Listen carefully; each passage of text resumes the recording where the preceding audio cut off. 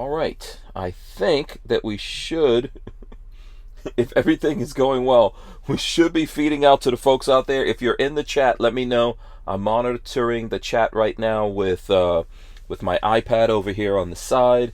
So just let me know how that's going. If you get whether or not you guys are seeing us and we're feeding out here. Before we get into the show, like I usually do, I want to remind the folks out there to go to hankstrange.com. That is the best way to keep track of us, of what we're doing, different ways you could support us, and also to sign up for our email list, because that way we can communicate with you guys. With everything going on nowadays, we don't own anything on these other platforms that we're on. So go to hankstrange.com, sign up for the email list. We've got links on there for you to sign up with US Law Shield. There's also links for Blackout Coffee up there. All the good stuff is there. So go check that out. Big shout out to Franklin Armory for sponsoring the podcast tonight. That's Lola coming in and out of the van right there. We are broadcasting from a van, Mark. All right, so let's see here. I'm gonna load my guests into this here, and I'm gonna kick the start button on this. Let's do this. Welcome back to the Hank Strange Situation. Lifestyles of the Locked and Loaded. All right, make sure you guys smash the thumbs ups, ring the bell. Let's see, here we go. Here, I got a bell. There we go. The bell of freedom is ringing. We are live. So, Mark, I know this is your first time here on the show. We do this thing called Jazz Hands. We're taking it back from the terrorists. Okay. So we do jazz hands. There you go. Yes, I hope you guys have your big girl panties on out there. This is episode 833 of the Who Moved My Freedom podcast. My guest is Mark Jones. He's the National Hunter Outreach Director of GOA. Mark, welcome to the show, sir. How are you? I'm doing great, Hank, and thank you very much for having me on tonight. Oh, you're very welcome. Thanks for coming on. It's gonna be me and you. Sounds good. This is the first. Yeah, we've never met before, right? Have we? I don't know. We have not met. No. Okay. How long have you been working with GOA? Is this a new thing? Pretty new. I've been with GOA about 6 months now. Okay. I'm a retired fish and wildlife biologist, of all things. So I spent a whole career. Okay. And I'm still a certified wildlife biologist, but I'm very much pro-freedom, pro-liberty, pro Second Amendment. So I was very happy to land at GOA when I retired. All right, very cool. And so, what does that title mean? I'm guessing you're here to reach out to the hunter dudes. Yes, the hunter dudes need to be specially reached out and touched. Yeah, that's a good question, Hank. One of my titles is National Hunter Outreach Director, and we are starting a hunter outreach program at GOA, or at Gun Hunters of America. And, our goal is to engage hunters in being more involved in Second Amendment issues. Our motto is that the Second Amendment's not about hunting, but hunters should be about the Second Amendment. True. And, yeah, so, if all the hunters in America were to organize and vote their values, I think we would see some differences and some changes in our situation as it relates to our freedom. As to relate it back to your podcast, your the name of your podcast. I think freedom is tied into a lot of these same issues. Yeah, it's a weird, because you would think, oh well, I mean that's obvious, right? It's obvious. People who hunters should support the Second Amendment. You would think that.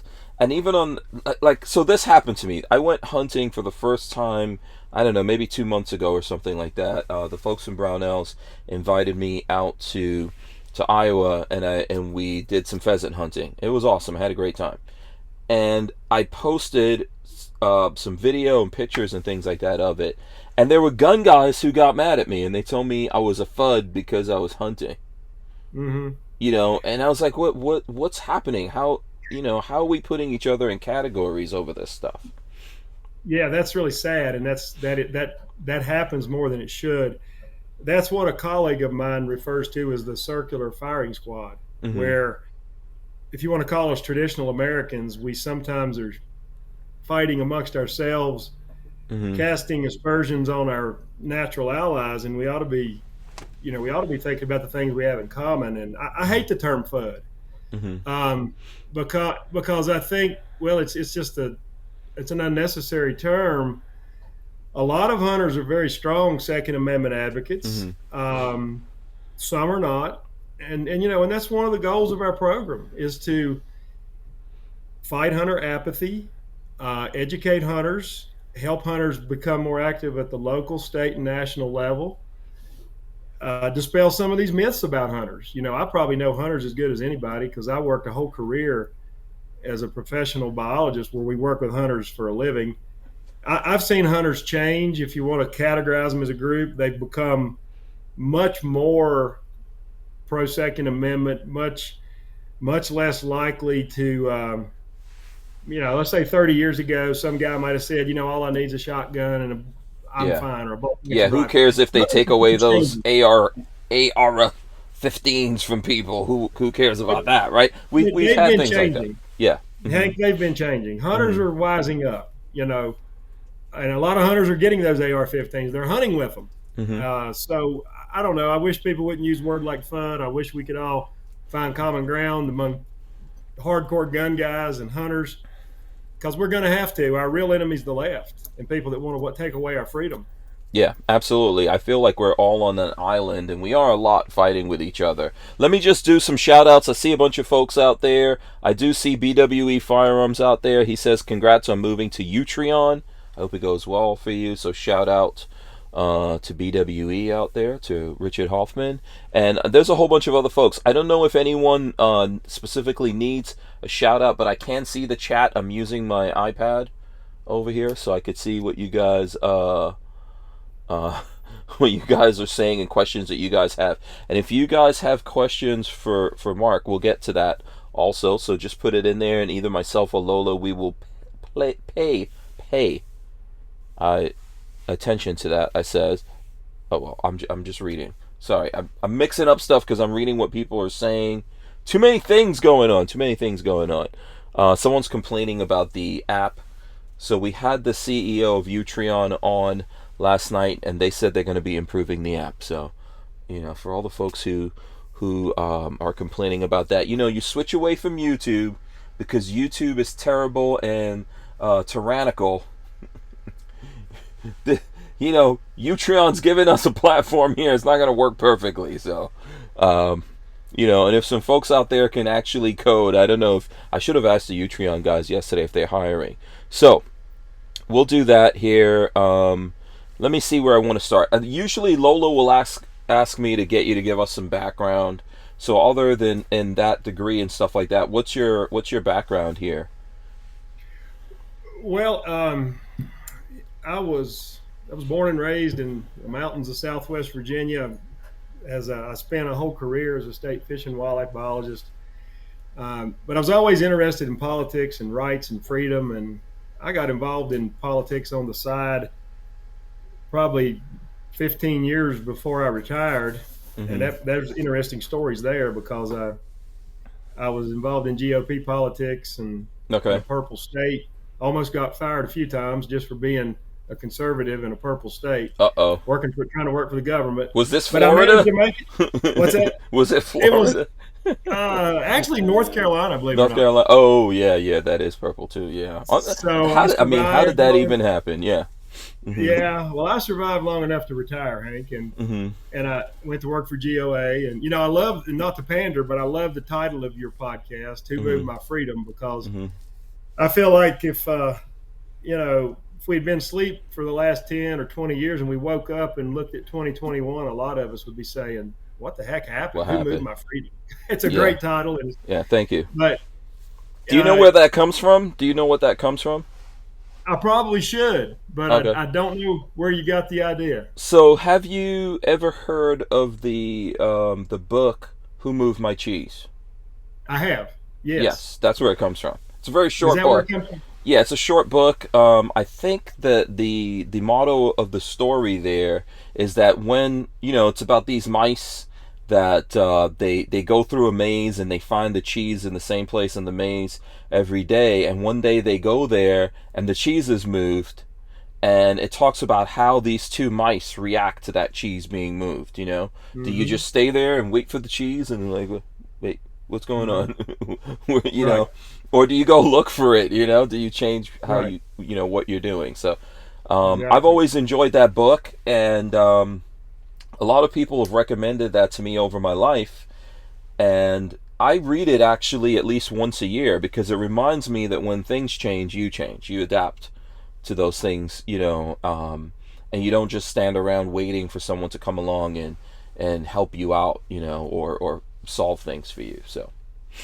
That's well, it's a very appropriate book and message for our current time in history. yeah, yeah, and you're right. I mean, I wonder how many people are waking up, like you said, and there's those of us, like, we've got different communities, I think, that cross circles in the gun world. There's a lot of us that we've already seen this stuff going on for a while. I'm just wondering how many people out there in America are waiting up and going, wait a second, what is happening? You know? I think it's more every day. I live in Wyoming now, and Mhm. I'm seeing it even here with Mhm. local people Mhm. who, and I still have family in Virginia and friends in North Carolina. I hear it's going on there too, and I hope it's enough people, and I hope it's not too late. Yeah. People are waking up, getting organized. I think what happened in the Virginia elections, a couple of weeks ago is a good Mhm. sign, and I hope people are waking up. Yeah, and you said you're in West Virginia, right? Wyoming. Oh, you're in I Wyoming. live in Okay. Wyoming. Yes. Wyoming. Yeah, born Okay. and raised in Virginia, but I haven't lived there Okay. for many years. Oh, Yeah, you're in Wyoming. I'm in Wyoming. Yeah, Oh, how is that? How is and it living out in Wyoming? How is that? I love it. It's Okay. great. Okay. You know, I think the Northern Plains and the Northern Rockies are like America used to be in a lot of Mhm. ways. Mhm. Maybe a little more resistant to the bad changes. Mhm. Um, but we'll see. I mean, we're not immune from it for Yeah. sure, especially when it comes from the federal level. Yeah. Um, Wyoming is that place that my friends are like, everyone's planning on running to some state if things get bad, like, so I'm here in Florida right now, and then people are like, if things get bad in Florida, I'm going to Wyoming. yeah. Yeah, is that how you Well, wound up over there? Are all at the least myths partly. true? Okay. I Mhm. can't, I've been coming out. I was coming to Wyoming for over 30 years before I moved to Wyoming, Mhm. hunting, fishing. But I do feel like some of the states in the heartland are a little more resistant to some of the anti-freedom Mhm. type Mhm. legislation and policies. Right. We're Right. not immune from it. I don't want to give that idea at all because the federal government's tentacles are long and federal money is makes a lot of people do a lot of things that we probably wish they didn't. But Mhm. it's a good place to be. And I actually wear two hats. In addition to being the National Hunter Outreach Director, I'm the Director for Legislative Affairs for 10 Western states. So Okay. if we have time tonight, we can talk a little bit about some legislation. It would actually have Right. national implications um, if we were to pass it here, and I Mhm. think people would be very interested in it. Okay. Yeah. If folks out there want to get into that now, let us know. I definitely do have a few notes here. Usually, we don't plan everything of what we get into. Um, I I have understand. I have driven through Wyoming. I believe I've spent a night or two in Wyoming, and I think it's a beautiful place. Um, does Wyoming face what a lot of other states out there are facing with folks from the tech world? Like Silicon Valley showing up over there now and buying up Mhm. stuff and starting to vote in California, Caton, Yeah, Wyoming. Is that happening? that's happened in some places. Mm-hmm. Jackson, Wyoming, and Teton County, which is around Jackson, Mm-hmm. has become a liberal enclave. Mm-hmm. It's a town of billionaires, not millionaires now. Mm-hmm. Uh, but still, the states over to or the rest of the states still can overcome that. Unlike a place like Colorado, where the whole Front Range from Denver down through Fort Collins, Denver, Boulder, the whole Front Range has been taken over by the left, or Mm-hmm. so they're kind of overwhelming the plains of the Colorado, the Yeah. plains areas, and the West Slope. have been kind of overwhelmed in Colorado. It hasn't happened in Wyoming yet, and we're hoping it doesn't. But that's definitely a concern. And it's funny, a lot of times these people are fleeing anti-freedom, high-tax places like California. Okay. Why do they bring their policies with them? Why do they bring their thought? Why do they bring that with them? They left it for a reason. And a lot of them are good folks. I have some good friends here in Wyoming that are from California, solid traditional Americans. They were smart enough to know they left California for a reason, and they don't want Wyoming to be like that. Yeah. It always, it happens. So I'm a transplant from New York. So, years ago, my family moved to America. New York was the place where a lot of people land. Especially we hail from the Caribbean, originally, and a lot of folks land in New York, right? And I grew up in New York and went through that whole thing, and it literally is like a rat race. I mean, I grew up there in the '80s and the '90s, and it was pretty terrible, and I couldn't wait to get out of there. I moved to New Jersey. I mean, I thought New Jersey was going to be better than New York. In a few ways, but in most ways it was worse. So Lola and I, we had kids. Our kids were born in Jersey, and we wound up moving to Florida. And the thing that drove me crazy, I originally lived in West Palm Beach in Florida, for anyone that knows that area. And all these people from New York came down there too. I was trying to get away from New Yorkers and all the crazy traffic and all the laws and taxes and bills and everything. Everything costs a lot of money. And I remember one time I went to vote, and I turned around, and there was a girl I went to high school with standing right behind me in the voting line. And I was like, yeah, that's it. I'm moving from this place. So now we live in the country. We're outside of Gainesville, which is north central Florida, but we live in the country. A lot of people from Gainesville don't even come out here. I live like in a one flashing yellow light town. Which is probably good, right? Yeah, I love it. It's awesome. Because I definitely wanted to get away from that. It was just weird how, I guess most people do that. Not everyone, but a lot of people leave somewhere because it's so terrible. Then they go to other places, and they want that place to be just as terrible because they're electing the same people, looking for the same laws and all that stuff, Yeah. It doesn't make a lot of sense, but I see a lot of people in Wyoming coming here that do understand it, and they don't want Wyoming to be like California. So I'm hopeful that we humans are learning our lesson. Yeah, absolutely. Now let me put this up here. I don't know. I see Lola in the chat talking to people about who moved my cheese. So I want to just share this. Let me see if I can. So Who Moved My Cheese is by Spencer Johnson. Let me see if I can share my phone. Here we go. There's the book, Who Moved My Cheese, Spencer Johnson, MD. I think Lola was saying that it's Robert Kiyosaki or something like that, or maybe I'm misunderstanding the chat, but that book's not from Robert Kiyosaki, and I'm not knocking him either. I think Robert Kiyosaki used Rich Dad Poor Dad, for anyone out there who's into that. Do you know when that book was published? Because hold on, I almost think that I had to read that at some point, maybe in school. Let me see if I can. It would have to be pretty old, because I'm probably a little bit older than you. Yeah, it says originally. So this is what I'm seeing here. Originally published September 8th, 1998. 98. Okay, well, I was that long out of school, so it seems like I know the book, and it seems like it should be older than that. I would have thought it would have been older. It does seem like it should be older than that. Is that correct? Okay. Yeah. Yeah, it says 1998 here. I'm looking at Wikipedia, but I don't know if we could really believe. Yeah, I don't know if we could believe everything in Wikipedia, but it's saying 1998. Yeah. So, well, that's interesting. Yeah, I thought it was older. I thought it was older also. I did too. But anyway, you picked up a really appropriate name for our time in history with Who Moved My Freedom.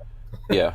It's a lot of crazy stuff is happening to us here. So I'm trying to see if there's any questions on this.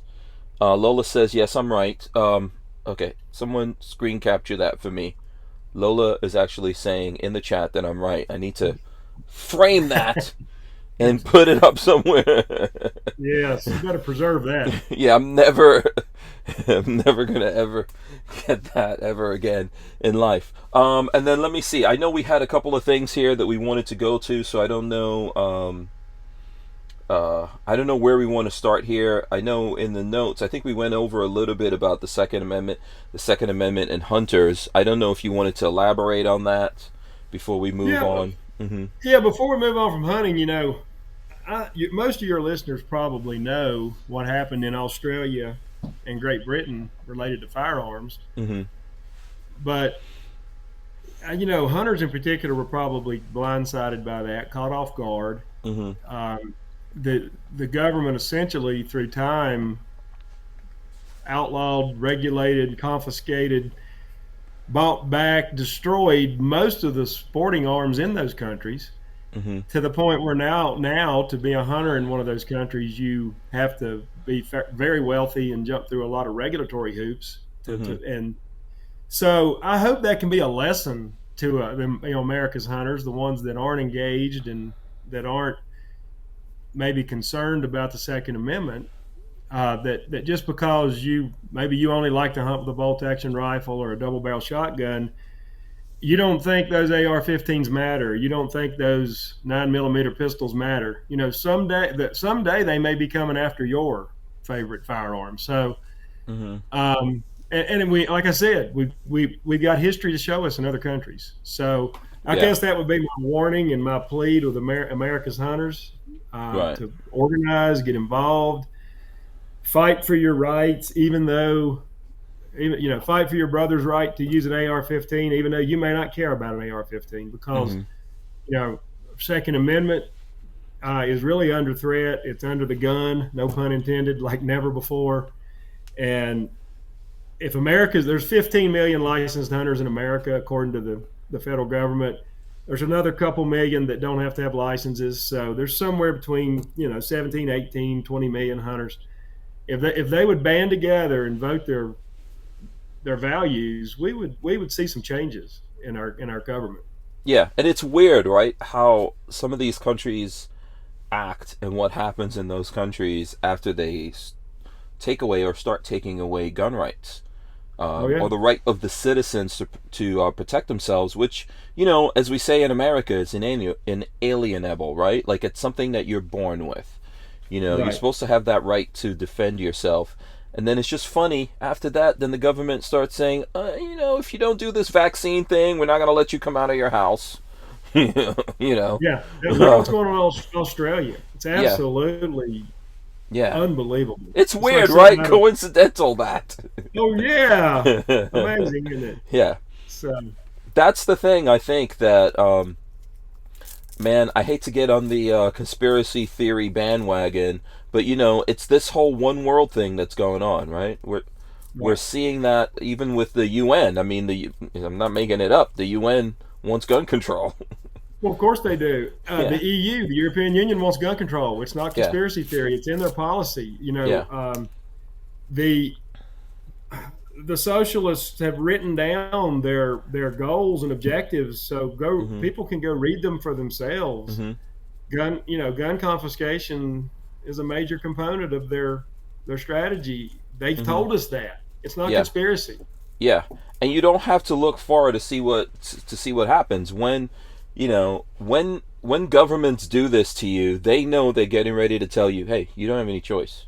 You're just going to do this thing that we're telling you, or Hmm. surrender yourself to whatever it is we want you to do. There was something in the news I wanted to pull up here. Let me see if I could bring this up really quick here. I know I had it. I think I had it on one of my pages here. Um, there was something, I think, on the truth about guns. Hold on, let me see. I'm just going to go to the truth about guns and try to find it. Um, Okay. there was an article there about in California where the LAPD is telling people, you know, to be on the lookout for robbers, but when they rob you, just cooperate and be a good witness. I'm trying to I find. saw that. Yeah, did you see it? Yeah, I think it was I Truth About saw it. Guns, right? Yes, unbelievable. Unbelievable. Yeah.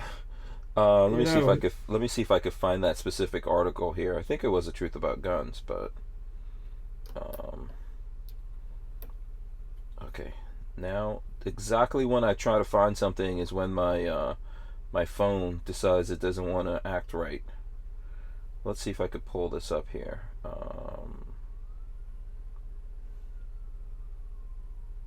Where is it? Okay, I'm gonna pull it up directly from my emails here. I had that article here, and I was like, "Oh, I'm definitely talking about this one." Here. Oh, okay. Here we go. Found it. Truth About Guns. Okay, let's share this up here. All right, here we go. LAPD tells citizens, "We can't help you, so cooperate and comply with criminals and be a good witness." Los Angeles residents are living through a nightmare scenario. The local district attorney announced he's releasing a 24-year-old convicted murderer after serving only 6 years of a 50-year sentence. Who wrote this? T-Tag contributor. Police are at the same time telling everyone, including would-be criminals, that they're unable to quickly respond to calls for help and that crime victims should just cooperate and comply with the perpetrators. That's on top of the fact that California has some of the strictest gun control laws in the nation, all obstacles to law-abiding citizens wanting to buy a firearm for protection. The Los Angeles Police Department tweeted a warning that they're in the midst of a surging crime wave, including increased so-called follow-home burglaries. That's where a criminal watches their victim leave a store, follows them home and robs them. The paltry warning is frustrating for sure, but caving to defund the police activists last year, the LA City Council voted 12 to 22 to cut $150 million from this year's police budget. That's left law enforcement reduced and resulting to public safety by press release. Yeah, there he goes. There's the press release from these people. Yeah. So where is it? It's right here. It says, hold on, let me see if I can make this bigger so everyone can read this. It says, if you are being robbed, do not resist the robbery suspects. Cooperate and comply with their demands. Be a good witness. And then make sure, here's what you need to do. As you're dying in a pool of your own blood, make sure you take your blood and draw a good sketch of who it is. This is ridiculous. it is ridiculous, Hank. And we're all born with certain inalienable rights, God-given rights. They're enshrined in our Constitution, and the right to protect ourselves, protect our families. And it's just ridiculous to see some of the policies coming out of these. Yeah. These. Yeah. Be a good sheep. Yeah. It's frustrating because, I don't know what's happening in America to. I think that there's this weird thing happening with law enforcement. Not law enforcement everywhere doesn't think like this, by the way. So. Well, they certainly don't in Wyoming. Yeah. I wouldn't advise a criminal to try that strategy here. Yeah. Because most citizens here are armed, and most law enforcement is very competent and traditional. So that LA strategy wouldn't be good for a criminal where I live. Yeah. Let's just put it that way. And that's a lot of places in America. I think everywhere in America should have sheriffs, but I know there's certain places, and I'm not saying that about LA. I think is LA still sheriffs, or are they just like a separate police department in LA? I don't know. They may have a police chief. Yeah. I'm a big fan of elected sheriff. They're responsive to the people.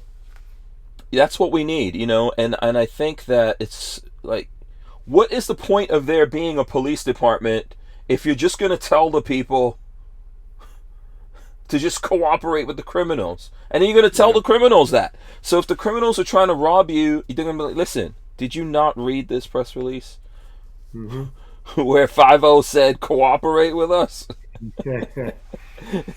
Well, and this is a good example of why people are fleeing places like California. I just read an Yeah. article the other day that Hmm. Texas is getting more Californians than any state, but I think Yeah. they're going to a lot of places. They're coming here. They're going to Montana, Idaho. Yeah. Uh, they're Man. going to a lot of. They're leaving California because the ones that can get out of that crazy situation are going to leave. Yeah. It's sad, and I know not everyone is doing that. There are a lot of people who have who left California and went to Texas, and I've seen some of the clips we see from Joe Rogan. He's talking about, he's had some guys on who who warned him like, hey, Joe Rogan, don't California out Texas or whatever it is. Yeah, And I think the reason why I'm bringing up Joe Rogan, those are people who tend to be more liberal, even though when they say things that the media doesn't like, all of a sudden they become white supremacists or something. Uh, but well, those are that's liberal the people racist word, who right? If realize what they we're don't talking agree about. with you, Hmm. they call you a racist. Absolutely, it's the number one thing. I mean, yeah, Yeah. Human nature. That's what we go to. We have these push exactly. buttons, and we're like, yeah. It's funny. So, and this is not something maybe that you knew that we were going to talk about. But I went to the barbershop. It's Wednesday. Every other Wednesday, I get a haircut. You know, and I saw my barber, and he asked me about Kyle Rittenhouse. And where I go to is a black barber shop. My barber is a black guy. He is a gun guy now. When I met him, he asked me about guns and stuff like that because that's what I was doing, and I actually helped him out. I've had him out here on my range, all that kind of stuff. He has a CCW. He's a barber. He's a businessman. So he was asking me about Rittenhouse, and he was telling me all these ridiculous things, and I was like, Did you actually look at any of this stuff that happened there? And what, like, so for example, I asked him if he realized that the police stood down, and that's what we're talking about here, right? In Kenosha, the police stood down. He said, no, I didn't. Didn't I know had that. no idea that actually happened. Hmm. And I was like, yeah, this kid, the police stood down, and this kid actually tried to turn himself into the police, and they just ignored him because they were Right. ordered to stand down. And he was like, wow, I didn't know that. Hmm. And I was telling him, do you realize that the people who were there were rioters? They were actually like burning the place down, destroying stuff, that they threatened this kid, that they had criminal records and stuff like that. And he was like, no. And I even showed him a picture of the guy that got his arm blown out holding a gun, close to Carl Rittenhouse's head, pointed at his head. And I was like, were you aware of this particular thing happening? And he was like, no, I had no idea that any of that happened. And I was like, so if you were in this situation, whether you should have been somewhere or not been somewhere, and you wind up in a confrontation with people, like, what would you do if you were going through all these things? And he's like, I just haven't thought about that. That's not what I see reflected in the media of that whole Yeah. situation. And what you're talking about, Hank, reflects the power of the Mm-hmm. left wing media. Mm-hmm. They obviously have an agenda to Mm-hmm. tell one side of the story that promotes, a left leaning socialist agenda. Mm-hmm. And I can give you some other examples, maybe without divulging too much information, about some folks who were asked to write editorials um, by some left leaning outlets in this country. And those left leaning outlets limited the number of words they could use. Hmm. So, in other words, the pro or the anti-Rittenhouse, it was actually more about AR-15s than Mm-hmm. Rittenhouse in this particular So they situation. asked, is it? Let me just see if I could frame this properly here. They were asking gun guys to write editorials on that To write a situation. You're saying? response, and Uh it was huh. more about AR-15s than Rittenhouse. Oh, okay. But All right. I so see. Mm-hmm. the left-leaning outlet that wanted to destroy the AR-15 Mm-hmm. was going to use 800 words, and they were only giving the gun guy 370 words Mm-hmm. and 6 hours to write the response. And Okay. that's just one example. At least they were honest about it. Mm-hmm. We're going to give you a chance to respond, but you get less words than we do. and you've got 6 hours to write it, or whatever the time was. It was Wow. a Okay. little longer than 6 hours. Mm-hmm. That's just one example. I mean, all of us know how biased the media is. It's every day. It's in our face, you know. Mm-hmm. Mm-hmm. And the Rittenhouse case demonstrates that once again, Mm-hmm. not, you know, the way they have portrayed that case. And I'm not speaking to his really in favor or against, but just if you Mm-hmm. watch the way they portrayed that case, it's been very, you know, they have not been fair to that kid. They've not Mm-hmm. given him the same consideration they would have given other people who are supposed to be innocent until proven guilty. Yeah. They certainly tried to condemn him in the court of public opinion from the very beginning. Yeah. I So mean, I think you have to ask yourself. Oh well, actually, let me do this. Armament and Axes gave us some money, so thank you. Money, money, money, money. Armament and Axes. Money. I see that here in the chat. I can't, because I'm using a separate iPad, I can't put it up here, but he says, here's $4.25 more than YouTube lets you keep. Okay, thank you. I appreciate every penny, sir. You know, the question a lot of people bring up, there's two things. They always say, okay, why was he there, and why was he there with an AR-15? Now, the why was he there question, I kind of get it in respect to, I would not want to see my kids voluntarily go into a situation like that. Okay? And I probably wouldn't do it either. The answer, though, to that is, like, why were the cops standing back? You know? Or I don't know if that's the answer. That's a question, right? that's the bigger question to me. Yeah, it is the bigger question. Like, why were the cops standing back? You know, why was this kid there? Because the cops were standing back. Why were cops standing back in America and letting businesses get burned down, destroyed?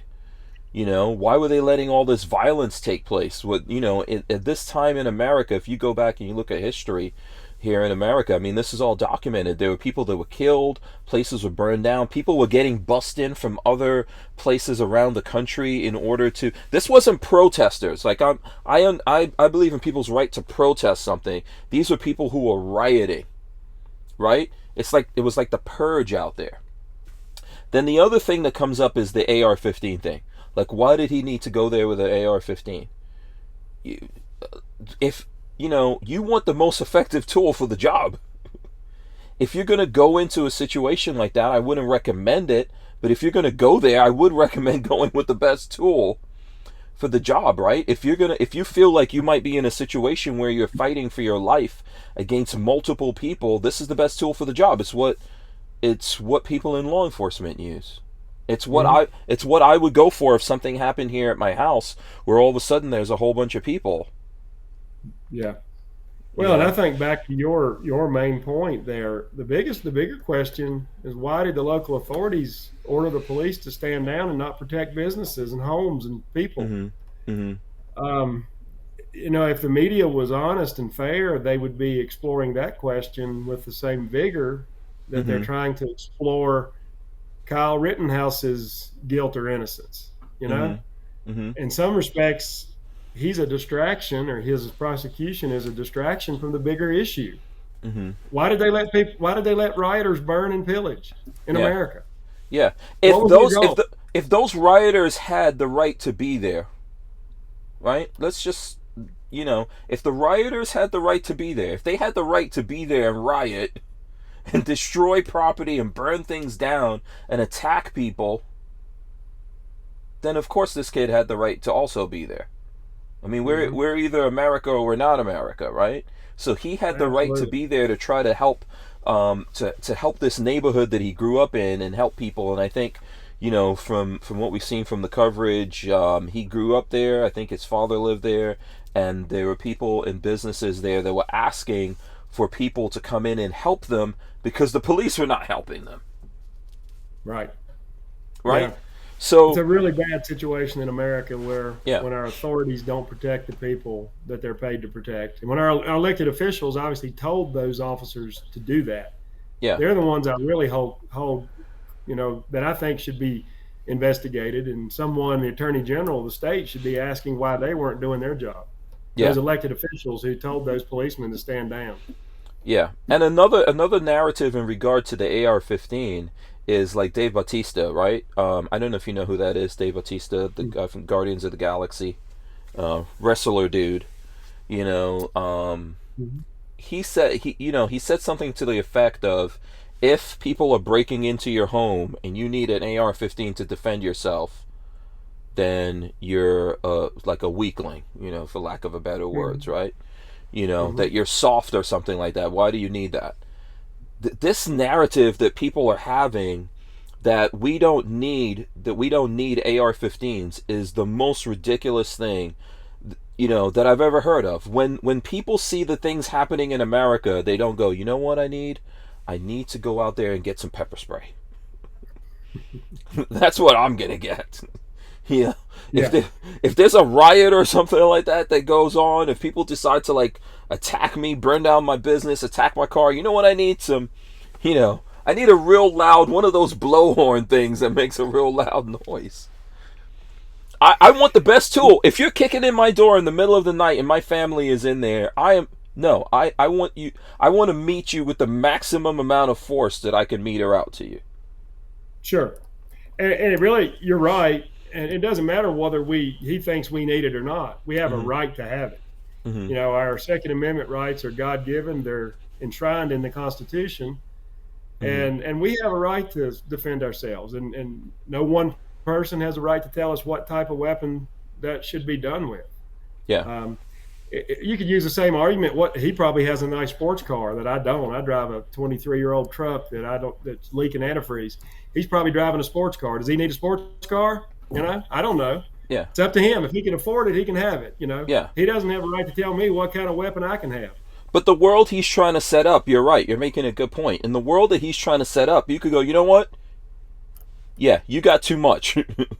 Yeah, man. Yeah. Yeah, Give me some you money got so too I can much. upgrade my truck. Yeah, I'm going to take some of what you have because you have too much.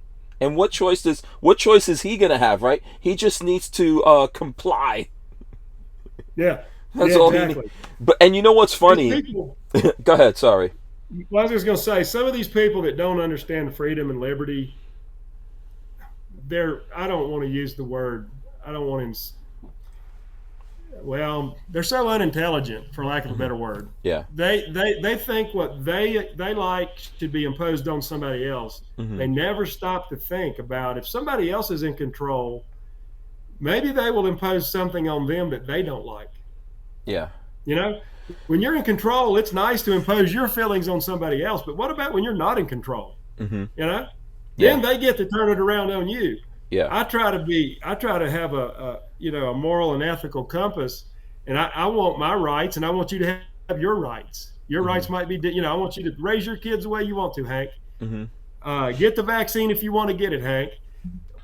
But don't tell me how to raise my kids. Don't tell me what kind of gun. But don't try I to can force. Yeah, don't try to force me to do something that I don't want to do. Yeah, It's all well and good. Listen, he's here. I think he's in Tampa. He's in Florida, and he's trying to build a mansion, and they won't even let him turn on his electricity. And he made a video on social media where he was crying about that. Because, really? the powers that be, the politicians over there are giving him a tough time. He spent, I don't know, I think he said he spent like $250,000 and he can't get the electricity turned on. Isn't it kind of funny the guy that doesn't think he should have AR-15s is building a multi-million-dollar mansion in Tampa? Yeah. That sound familiar? I guarantee you. What do you mean? What do you mean? Sounds familiar? Well, I mean, it sounds like not Tampa. I'm not relating this to any Republicans. I'm just saying he's building a multi-million-dollar facility. He's probably going to have the armed security. He's not going to want. He's not. Listen, if anyone rolls up on him and his family in the middle of the night, he's not going to go, you know what? Listen, let's stop here for a second. Let's go fisticuffs. I recently did a movie like this, so I think I mean, you have to realize, like, as big and as badass as you think you are. Like, I know guys who I don't think he's legitimately badass, right? I'm not going to take away the fact that he's a big guy, he's got muscles, he's a movie star, but I understand enough about movies that someone writes a script. Sure. And if they write in that script that 10 ninjas attack you in the middle of the night, and you tear them to pieces with your bare hands. Okay, that's the script. That's not reality. No.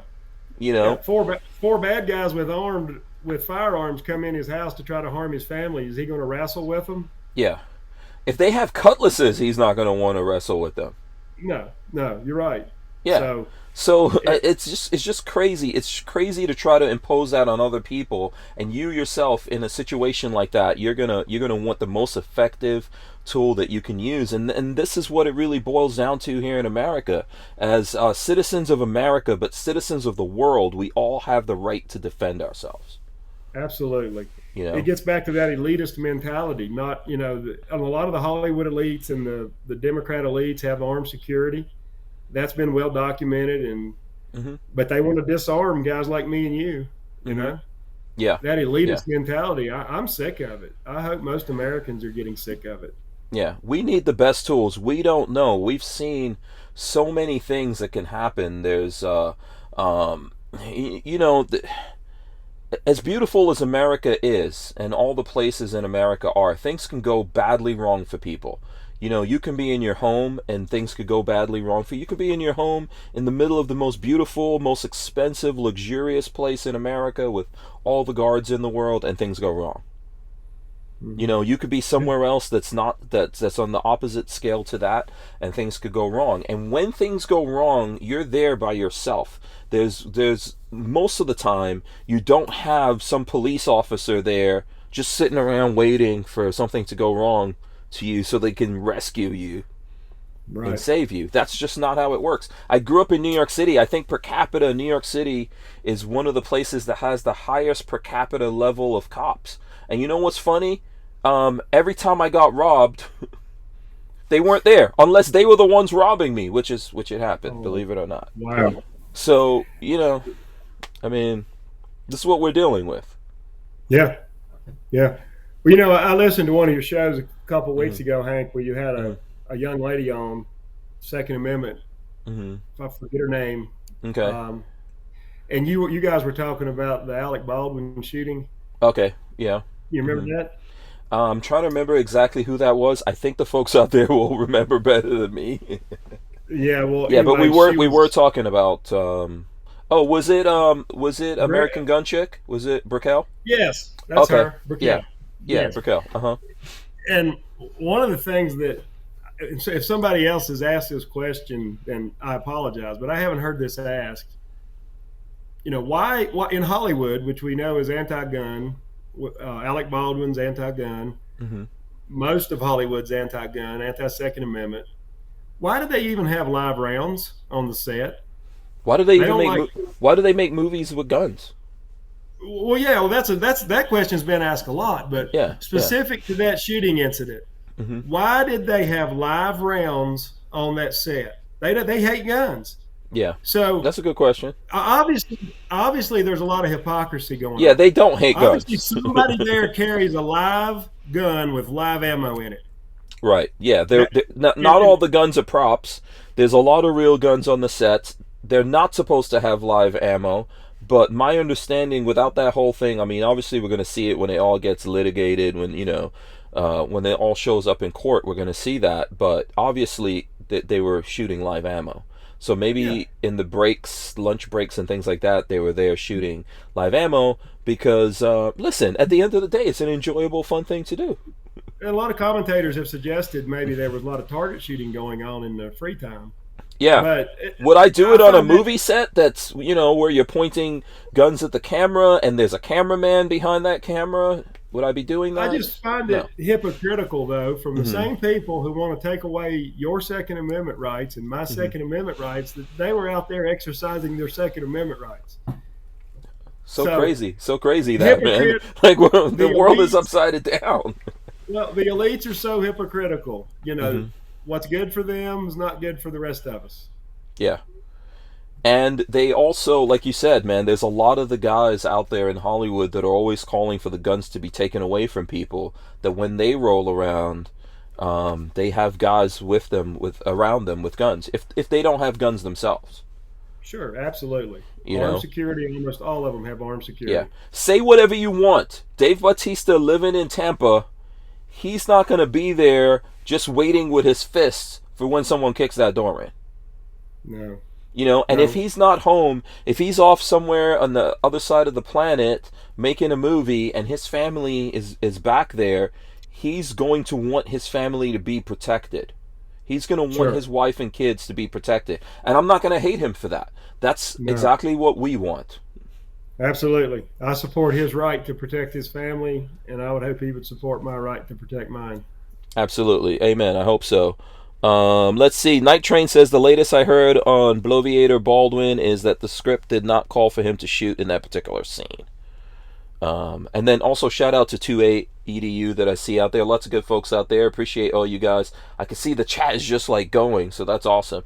I don't know if I missed any questions from anyone. If anyone has questions for Mark, we can get into that. Let me see. I'm gonna go back here and look at. I know we had some stuff that we were going over here, so I don't know if I handled all of that. State level Second Amendment preservation acts and how they can be used to protect Americans from federal overreach. We can go into that a little bit if you want to. Yeah, I would So love to. yeah, Yeah. so what's your thoughts on this? There's a lot of that going around. Not all of it has teeth. What do you think about this stuff? Well, I'm a big fan of a Second Amendment Preservation Act if it has teeth. And, Hmm. as I told you earlier, my other hat besides the hunting hat is legislative affairs in 10 Western states. And we're going to be trying to pass some strong Second Amendment Preservation Acts in some of these Western states Hmm. next legislative cycle. Okay. And I would like to draw your viewers' attention to a couple issues. Okay. Missouri probably has the nation's best SAPA, Second Amendment Preservation Act, or SAPA, and Okay. their law has some teeth in it. Okay. And there's a provision for civil penalties for officers that violate it, infringing on the constitutional rights of Missouri citizens. Um, 60 Minutes did a hit piece on Missouri SAPA Hmm. Sunday before last, and I don't know how many of your viewers saw that. It's No, I probably didn't see available that. on. Yeah, Okay. I can Six. send it to you later too if you'd like to Okay. see it. Yeah. Hmm. Couple interesting things about Missouri SAPA. It's a good bill because 60 Minutes did a hit piece on it, number one. And number two, they're being sued in court to try to have it invalidated. And so it's a good law. They won the first round in federal court. It's probably going to go to the Missouri Supreme Court. Eventually, it may go to the U.S. Supreme Court. It's going to be, if it potentially could be a huge case for the Second Amendment.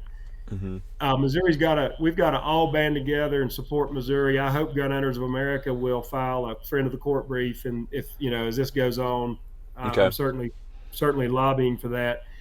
But it'll be kind of a test case, and we need to protect Missouri SAPA so other states can have similar strong SAPAs with teeth in them. Hmm. Some states that have them, they have no teeth, and I'm Yeah. not disparaging any of those states. Sometimes Hmm. you have to do this thing incrementally. You get something on the books, and then you try to strengthen it later. If you go for the gold standard the first round, you won't get it passed. Yeah, So I especially understand depending on the political makeup of the state. exactly, depending on the Hmm. legislative and makeup and the governor, the governor's outlook on things, whether or not he or she will sign it, and won't have to have veto overrides. There's a lot of strategy goes into this, and some states have Hmm. weaker ones. Yeah. But I mean, to have a Second Amendment Preservation Act, and then people, are still getting red flagged and losing their guns, and all this kind of stuff is still happening, and there's no teeth there. There's no punishment for the folks who are doing it. It's tough. It's tough to deal with that, but ultimately we've got to push for these things, right? And we have to figure out who's supporting it and support those guys, and yeah, vote for this stuff and keep just pushing it and saying, hey, this is what we want. Including here in Florida, we don't have anything like that here, so right. far as I know. I mean, we have it in some counties, but that's it. And to explain to your viewers what it means, because some Mm-hmm. may not really understand it, because a lot of people say to me, the Second Amendment speaks for itself. Why do you need another state law? And Mm-hmm. and I agree philosophically. We shouldn't need another state law. But what happens is the federal government, under an administration like we have now, sometimes ignores the Constitution, the Second Amendment. And what a No. Really? No, you're surprised, aren't you? This is my surprise for you tonight, Hank. Sometimes they don't What? believe in our rights. Right. That's so crazy. Yeah. No, What a yeah, SAPA they do. does, They totally do. Uh-huh. yeah, what a SAPA does, this is important, is it makes it illegal for state or local officials. That's not just law enforcement, that's officials, including DAs. Makes it illegal for state or local officials to enforce unconstitutional federal gun control that's contrary to state law. So that has been very powerful in Missouri. It's already had an impact on the way some more left leaning law enforcement officials or elected officials have interacted with the federal government in Missouri. That's why it's being challenged in court. That's why the 60 Minutes did a hit piece on it. And they got the Kansas City mayor to come out against it, left leaning mayor. Mm-hmm. And he said, I think in the piece, that it was hindering state cooperation with the feds on gun crime. And he was partly right. Okay. Mm-hmm. SAPAs very clearly allow the enforcement of violent crimes and crimes that we all recognize, now. That can be enforced. What can't be enforced is unconstitutional things like confiscation and things that violate people's rights, like red flags. So he was partly right. It has hindered some cooperation with the feds, but that's what it's intended to do. It's intended to protect people from unconstitutional federal action. Yeah, well, the feds being very selective in what they want to enforce, right? I mean, that's just the reality of what's happening here. Yes, as the pendulum swings in America from side to side, the federal government doesn't enforce the laws evenly. That's just the way it goes. I can't argue with that. Yeah, that's just the way it goes. I mean, I was looking, so this very cool thing happened, right? Like, I don't get to see Joe Rogan anymore because he switched over to Spotify. But he was actually on with Tim Pool, and then they had Alex Jones, and they had they had a bunch of guys on there last night, and they were live, and I was looking at them talk, and they were talking about the whole COVID thing. And I know Tim Pool was saying, like, why are we even arguing about whether you should get a vaccination, whether you shouldn't get it, what's the science and all that kind of stuff, when obviously in America we're seeing a bunch of people come across the border illegally and no one cares whether or not they got a COVID vaccine. So why should it matter if we, like, why are we even arguing about it? And that's one of the things. That's because the federal government is selectively deciding what they're going to go after. Yeah. We've lost so many of our rights and freedoms because of what you just said. We're so far from where we were intended to be as a country, with the rule of law and checks and balances and three co-equal branches. The executive it's taken so much more authority than our founders intended them to have. And the fact that they can pick and choose what laws to enforce it's really appalling. Yeah, it's on a federal level, it's on a state level, depending on the state. So I know technically in Florida, the cities and counties and all that can't make up their own laws. We're still seeing places trying to do that in Florida. But this is another thing that we're facing, right? If this part of a state is run by very liberal people, they decide what they want to go after. Whoever's running the politics there, whoever's running, the attorney generals or whatever it is, they decide what they want to go after. And that's why these things are important, because if you don't have something that you can go, hey, you're not supposed to just go after me on this. If I didn't commit a crime, if I'm not a violent felon, why are you going after me? And you have to be able to take those people to court and make them pay and suffer for what it takes. I mean, when you're looking at red flags, you're talking about someone says, hey, I don't like that guy. He looked at me wrong. He's a gun guy. Go take his guns away from him. Okay, the state, whoever it is paying for the cops to come take all your stuff, they take your stuff, and you've got to figure out how to get a lawyer. There's no lawyers to go, you know what? We're gonna work for you for free. And when you win this and get money back, then we'll take a little bit of that. No, you've got to find the money to pay those guys. Sad state of affairs. Yeah, it's really not the way our country was designed. And when the rule of law breaks down like that, we're in trouble, you know? Yeah. So is there a database somewhere? Because like I know that on the other side they're using databases, right? When they create all these laws, that's why we're not seeing things get grandfathered in and all that kind of stuff anymore. On our side, is there some kind of database that people could pull from to make sure when this legislation is going up that it has teeth? Is there any kind of organization Oh, like that? I don't think there is because Okay. every state legislature is different. They have different times they meet. Mm-hmm. Um, that's probably would be a great project for someone to. Maybe I'll suggest that Gun Mm-hmm. Owners of America tackles that.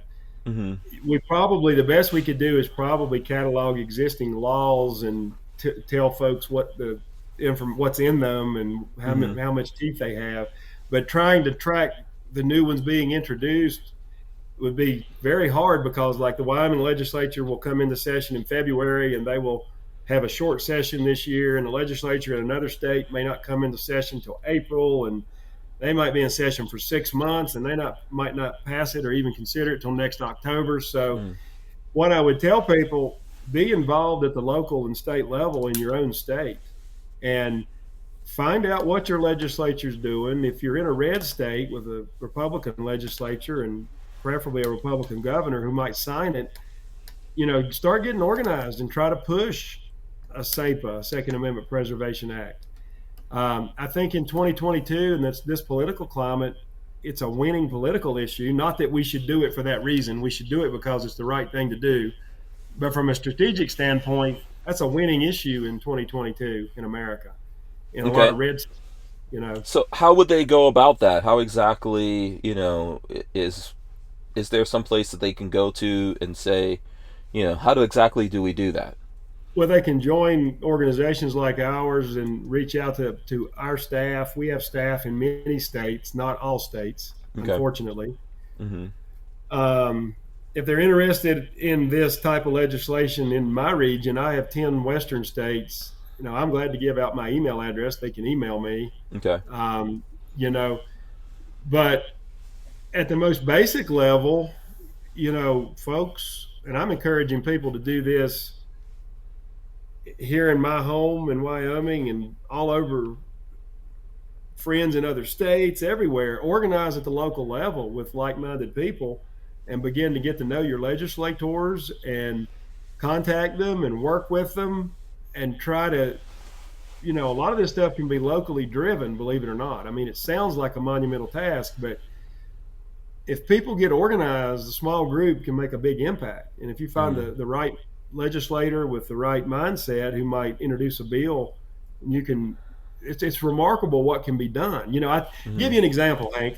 Mm-hmm. Montana's law, which is not as good as Missouri's, but it was an incremental step. They do have a Second Amendment Preservation Act. It was probably passed because of one group, the Montana Shooting Sports Alliance, I think they're called. Got to give them credit. Mm-hmm. Small group, state level group. They had their act together. They worked with their legislators. They're made up of grassroots guys like me that live in Montana. I mean, I Mm-hmm. live in Wyoming, but guys just like Yeah. me. They're talking to And people who have to pay attention, otherwise they don't get voted for. That's how that exactly, happened. and they Yeah. got that passed in Montana. Mm-hmm. So we're going to try to get it passed. Gun Owners of America has made it Mm-hmm. one of our goals to get it passed in Wyoming. Mm-hmm.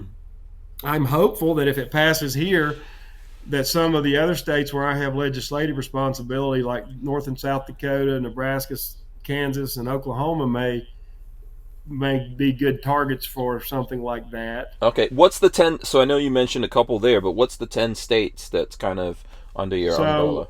So I have Colorado, Wyoming, Montana, Idaho, Utah, Okay. North and South Dakota, Nebraska, Kansas, and Oklahoma.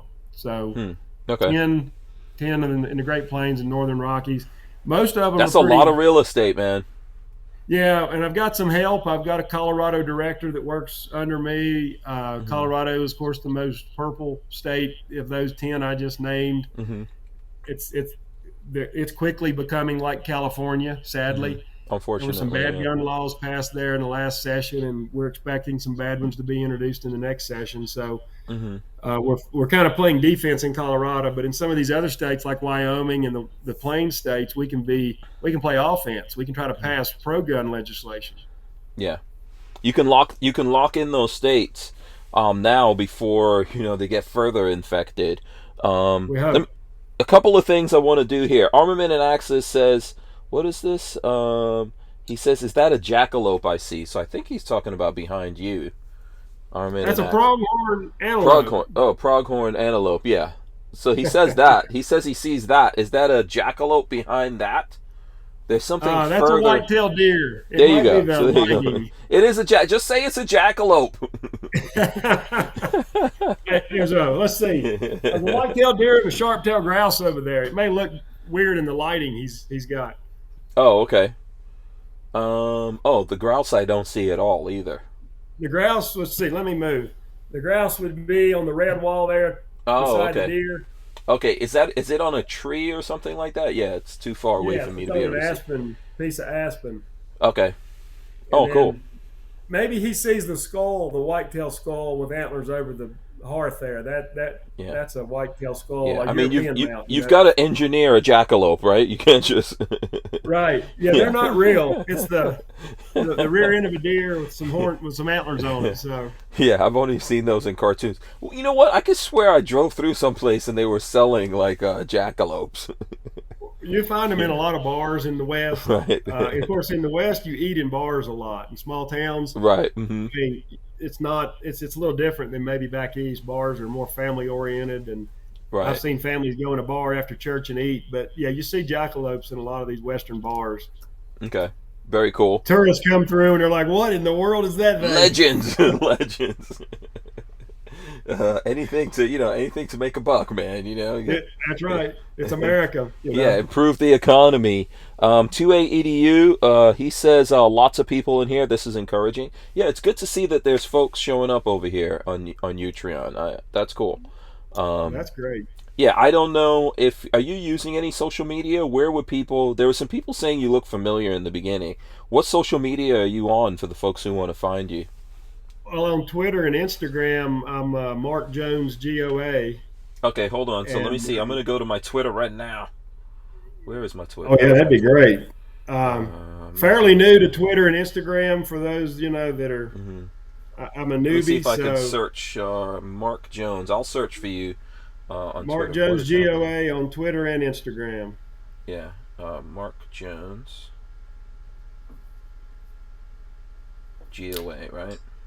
Yes. Okay, so I'm assuming it's this one? That's me. That's the Bighorn Mountains in the background there. Okay, cool. I'm going to follow you. Thank you. There you go. And then what was the other thing you're saying? Instagram? Yes, on Instagram it's also Mark Jones GOA. Okay, hold on. Let me go to the Instagrams here. I gotta hide my Instagram. Yeah, let me see. I'll see. I'll show my Instagram. I don't know what's gonna show up in there, so don't judge me based on what shows up in my Instagram. Mark Jones GOA. Let's see right here. There you go. Boom. That's me. Same thing. Following it over there also. Thank you. There you go. Awesome. Yes, and I encourage the folks out there to also do that. Great. Thank you, Hank. Follow Mark Jones on. Follow all the different folks from GOA. Lots of good GOA folks out there. And everyone's up on the Instagrams.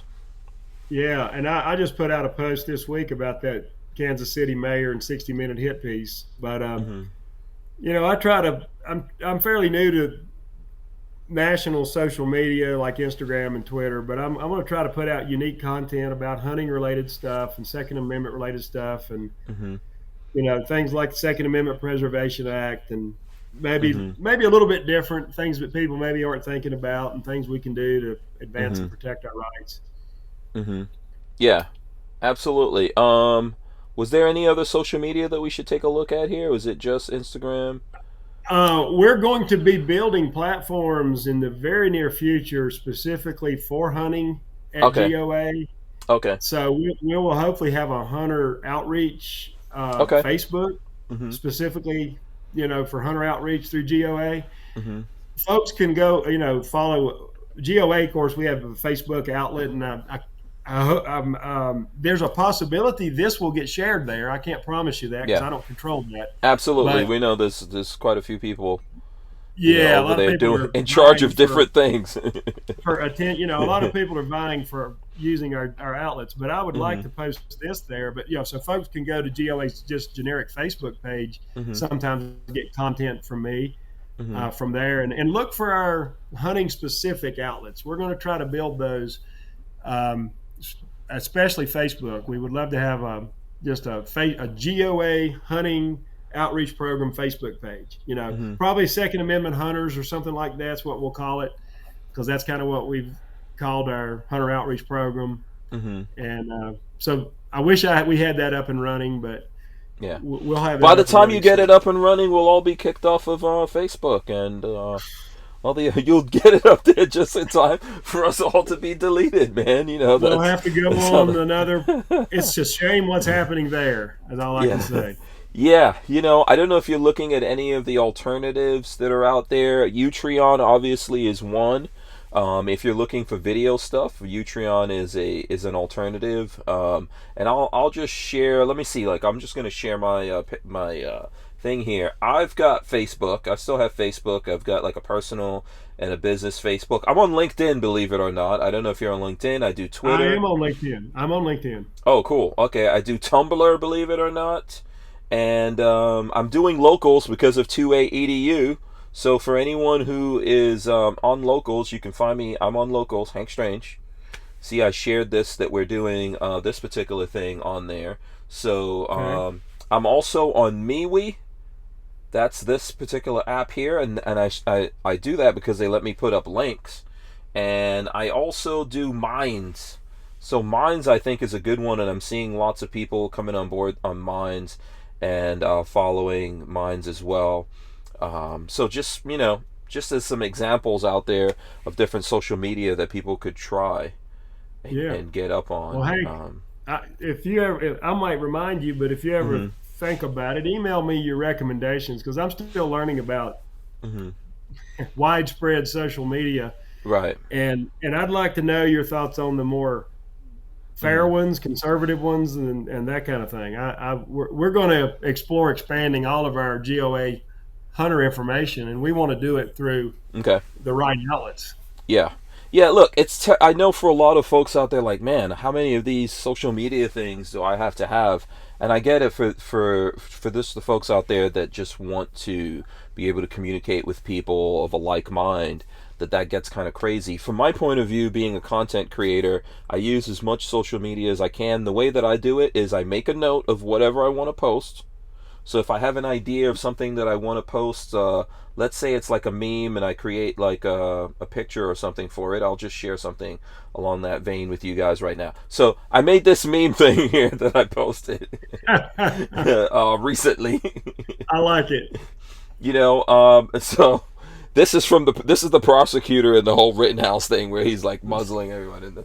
Yeah. Finger on the trigger, pointing it at the jury, right? Yeah, yeah, yeah. And then I found this thing where with Alec Baldwin saying I taught him that. So basically, I'll do that. So I'll have that picture, and then whatever I want to write, I make a note of it, and I write it down in whatever my comments are. I do that, whatever links and all that, and then I just copy and paste it to all the different things. And I think the reason for that is people are getting banned over on Facebook, or they're being shadow banned. Same thing with Instagram, with this thing, with that thing. I know there's people who don't like Twitter. People do like Twitter.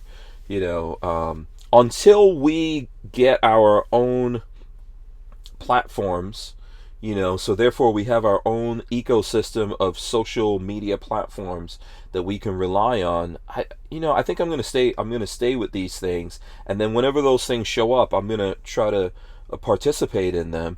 But even if we have our own stuff, I would still want to have a presence on the mainstream things, because Right. even if they limit what I could post, at least I could go on there and say, hey guys, if you want to get the real stuff, go over here. That's what I did with YouTube today.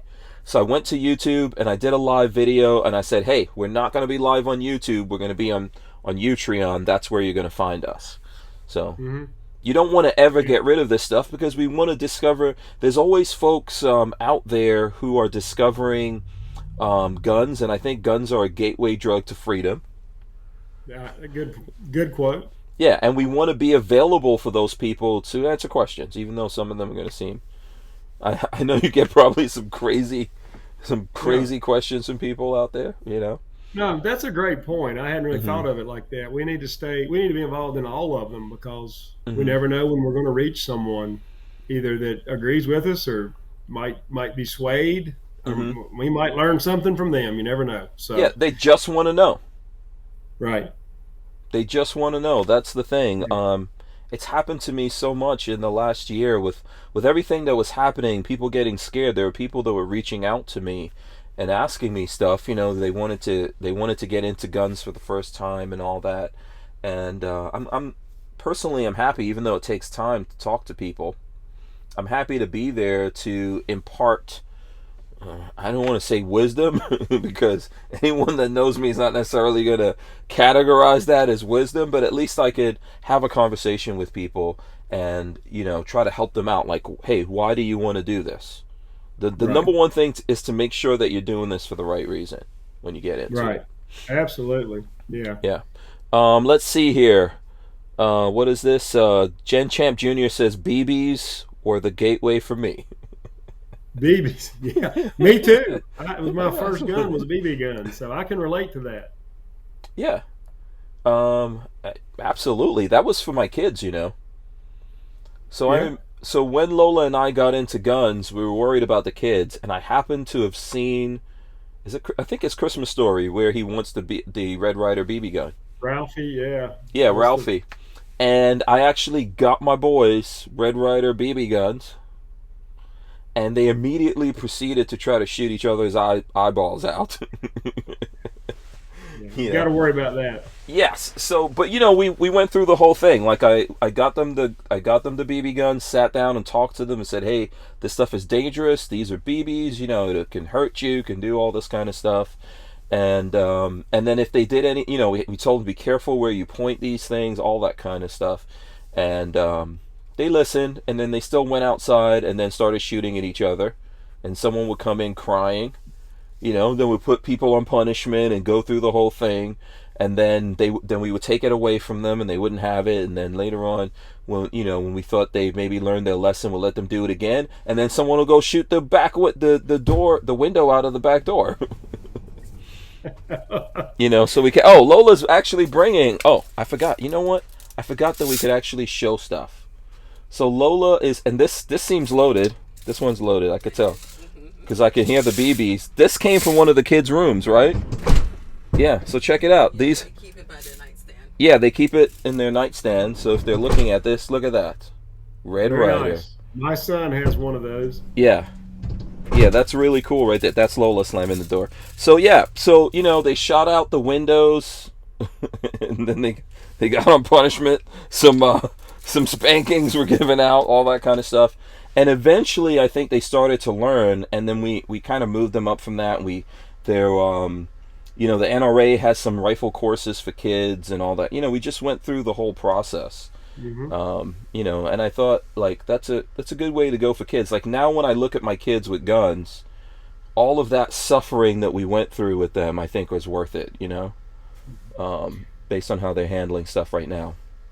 Well, a BB gun is a good training tool. And a lot of us learned that way. That was the way I learned. Yeah, and, graduated to a 410 shotgun. From BB guns, that was your next step up.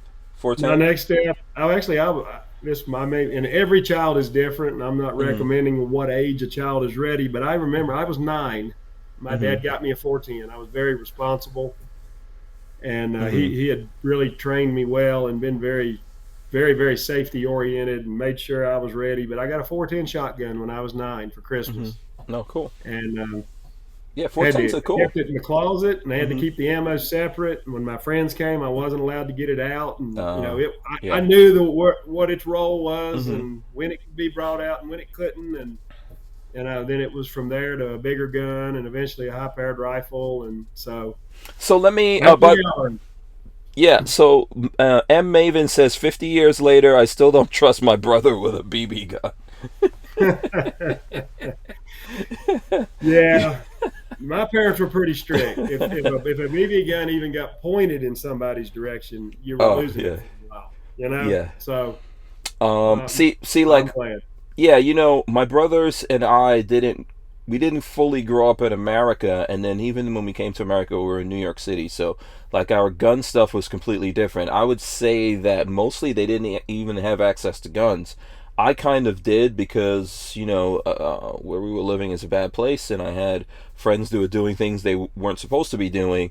So I had probably what you would categorize as the wrong access to guns, but not like BB guns and stuff like that.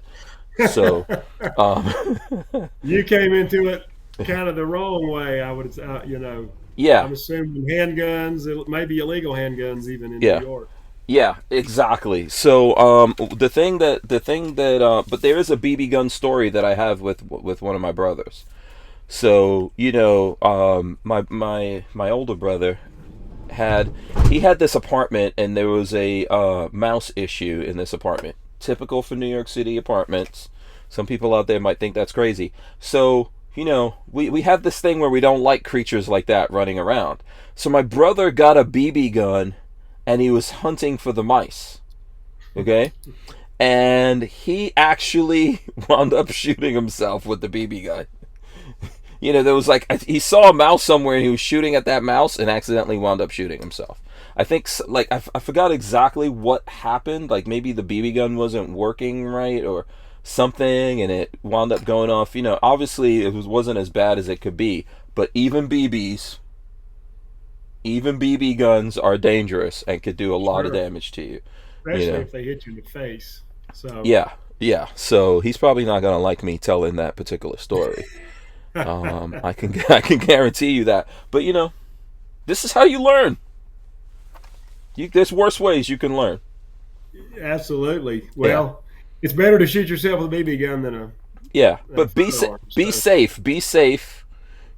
Go through the steps. Let your kid like that's what we wanted to do. We wanted our kids to go through the steps, and we wanted to observe them, and we wanted to make sure that they would be safe with guns. And I think ultimately it was worth it. So yeah. hopefully, when the time comes with my grandkids, my kids do that same thing, and then it becomes a tradition, like it was for you.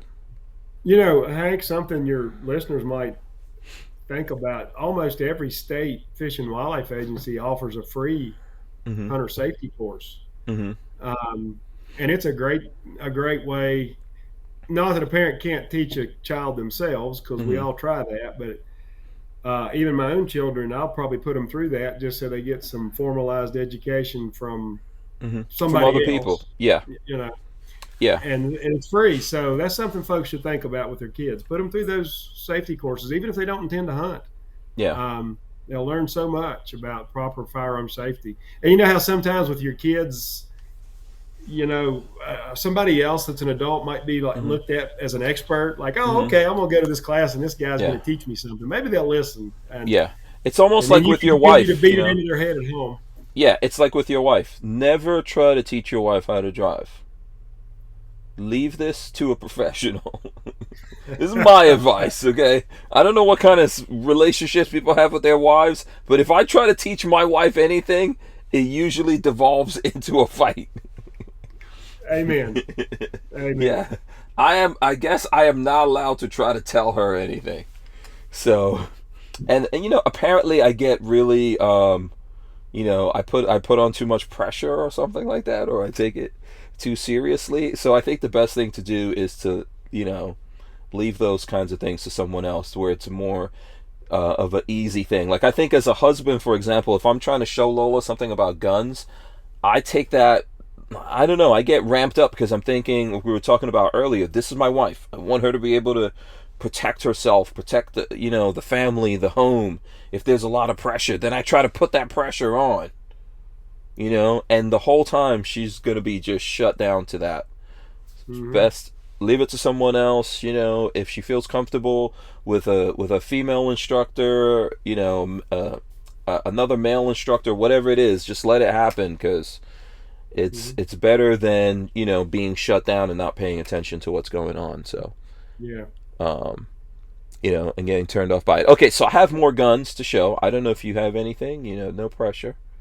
I got a couple here that because Lola had messaged and said Yeah. you might ask. So Yeah, we got to take advantage of this whole thing that Utreon's letting us show guns. So, I've got a Henry here. This is the Henry Mare's Leg right here, and I'm trying to remember exactly. I can't remember. I think this is is this the 44 Magnum? No, this is the 410. What? Check that out. Very nice. Oh Yeah. boy. 410. This is, I think, called the Axe. It's not actually the Mare's Leg. This is called. This is the Axe from Henry, and it's Henry makes beautiful. I don't know if you like Henry guns or not, but I think they're awesome, man. I think they're beautiful. Yeah. Yeah, they make beautiful guns. So the Henry 410 Axe. So I got it right there. I'm going to assume that's a self-defense, home self-defense weapon right there. This 410. Oh, it's cool. With the right ammo at close range, that'd be a really good gun for self-defense. So tell me about 410, right? You've been doing it for a long time. What do you use 410 for? Like, what is it? Where I grew up in a rural area in the South, and it was kids usually started with them, and they were squirrel hunting guns. Okay. But I'm not really joking about that gun there being good for self-defense at close range in the house with the right ammo. And what would be defensive with 410? Are there 410? There's not 410 slugs, are there? No, but you could get some the highest powered 410 shells you could find, and at close range, that'd be a pretty lethal round. Mm-hmm. One thing about shotguns too, and there's other people know more about self-defense than me, but shotgun pellets generally don't go through drywall. So if you're in your home, somebody breaks in the front door, they're not a bad choice because you don't have to worry about ricochet or the pellets going. Oh yeah, trust me, I've got some shotguns in my house. Yeah. Yeah. Mm-hmm. So yeah. I'd rather have a 12 gauge in the house, but the 410, if that's all you got, it wouldn't be a bad choice. Right, and just to annoy Let's Go Brandon. Shotguns are good to have in the house, and I've got shotguns around, but just to annoy Let's Go Brandon, I've got also my go-to in the bedroom is a 300 blackout integrally suppressed AR. Woo. Wow.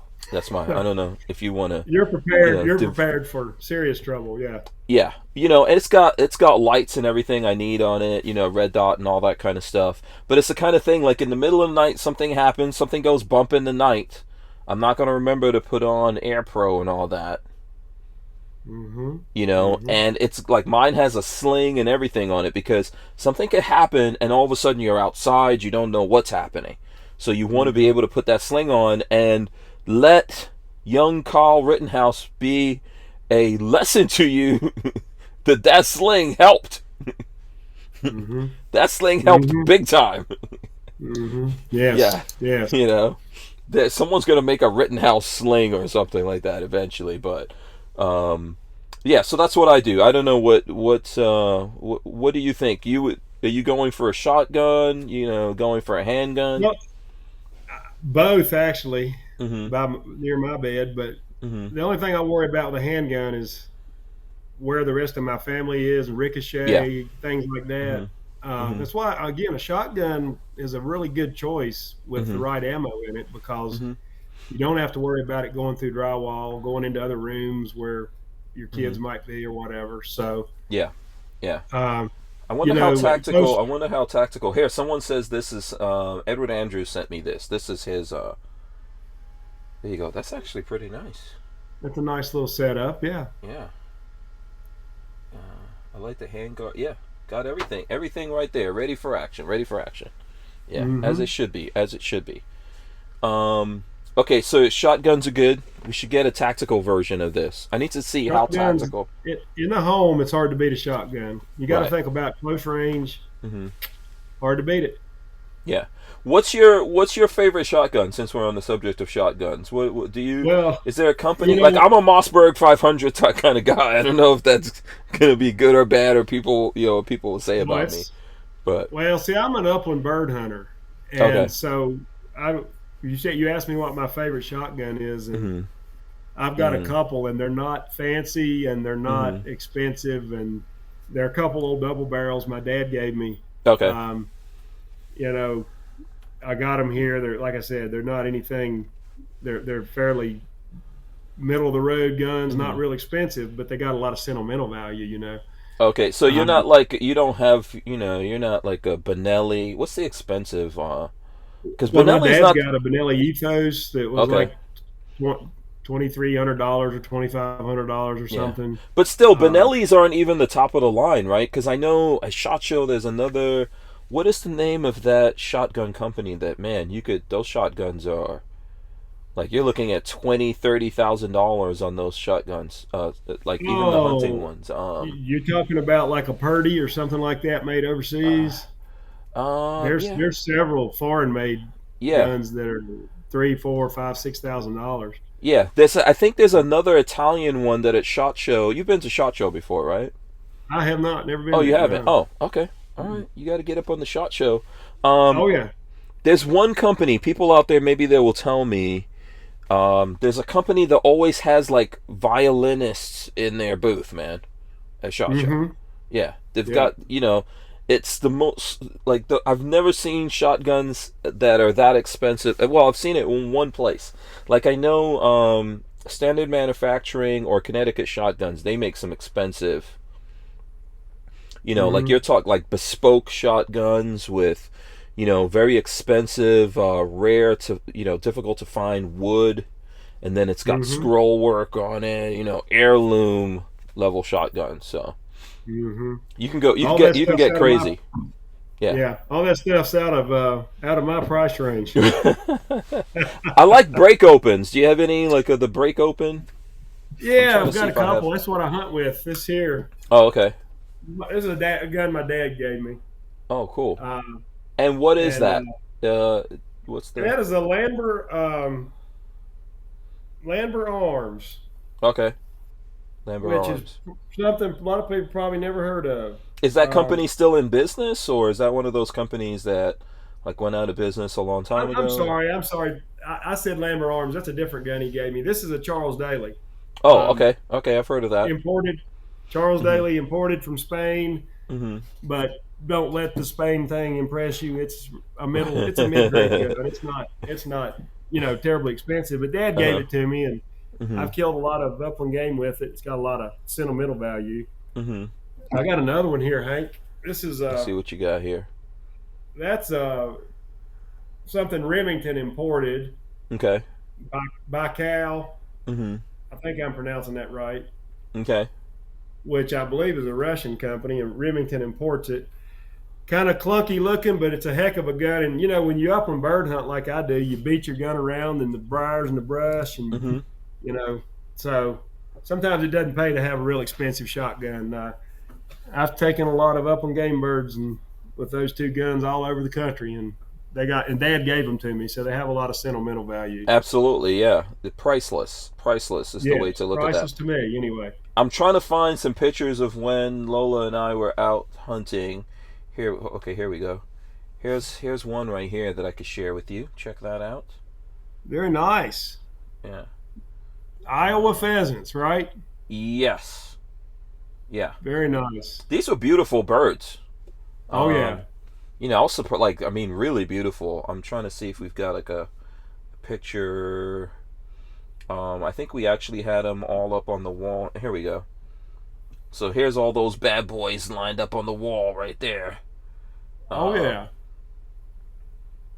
and I Very believe, nice. yeah, I think we had like one female in there, but we can do that because Very, I forgot, it was a preserve, so they can, I see that. I see the hen. yeah. Yeah. What's the rule on that? I think typically you can only shoot at the dudes, right?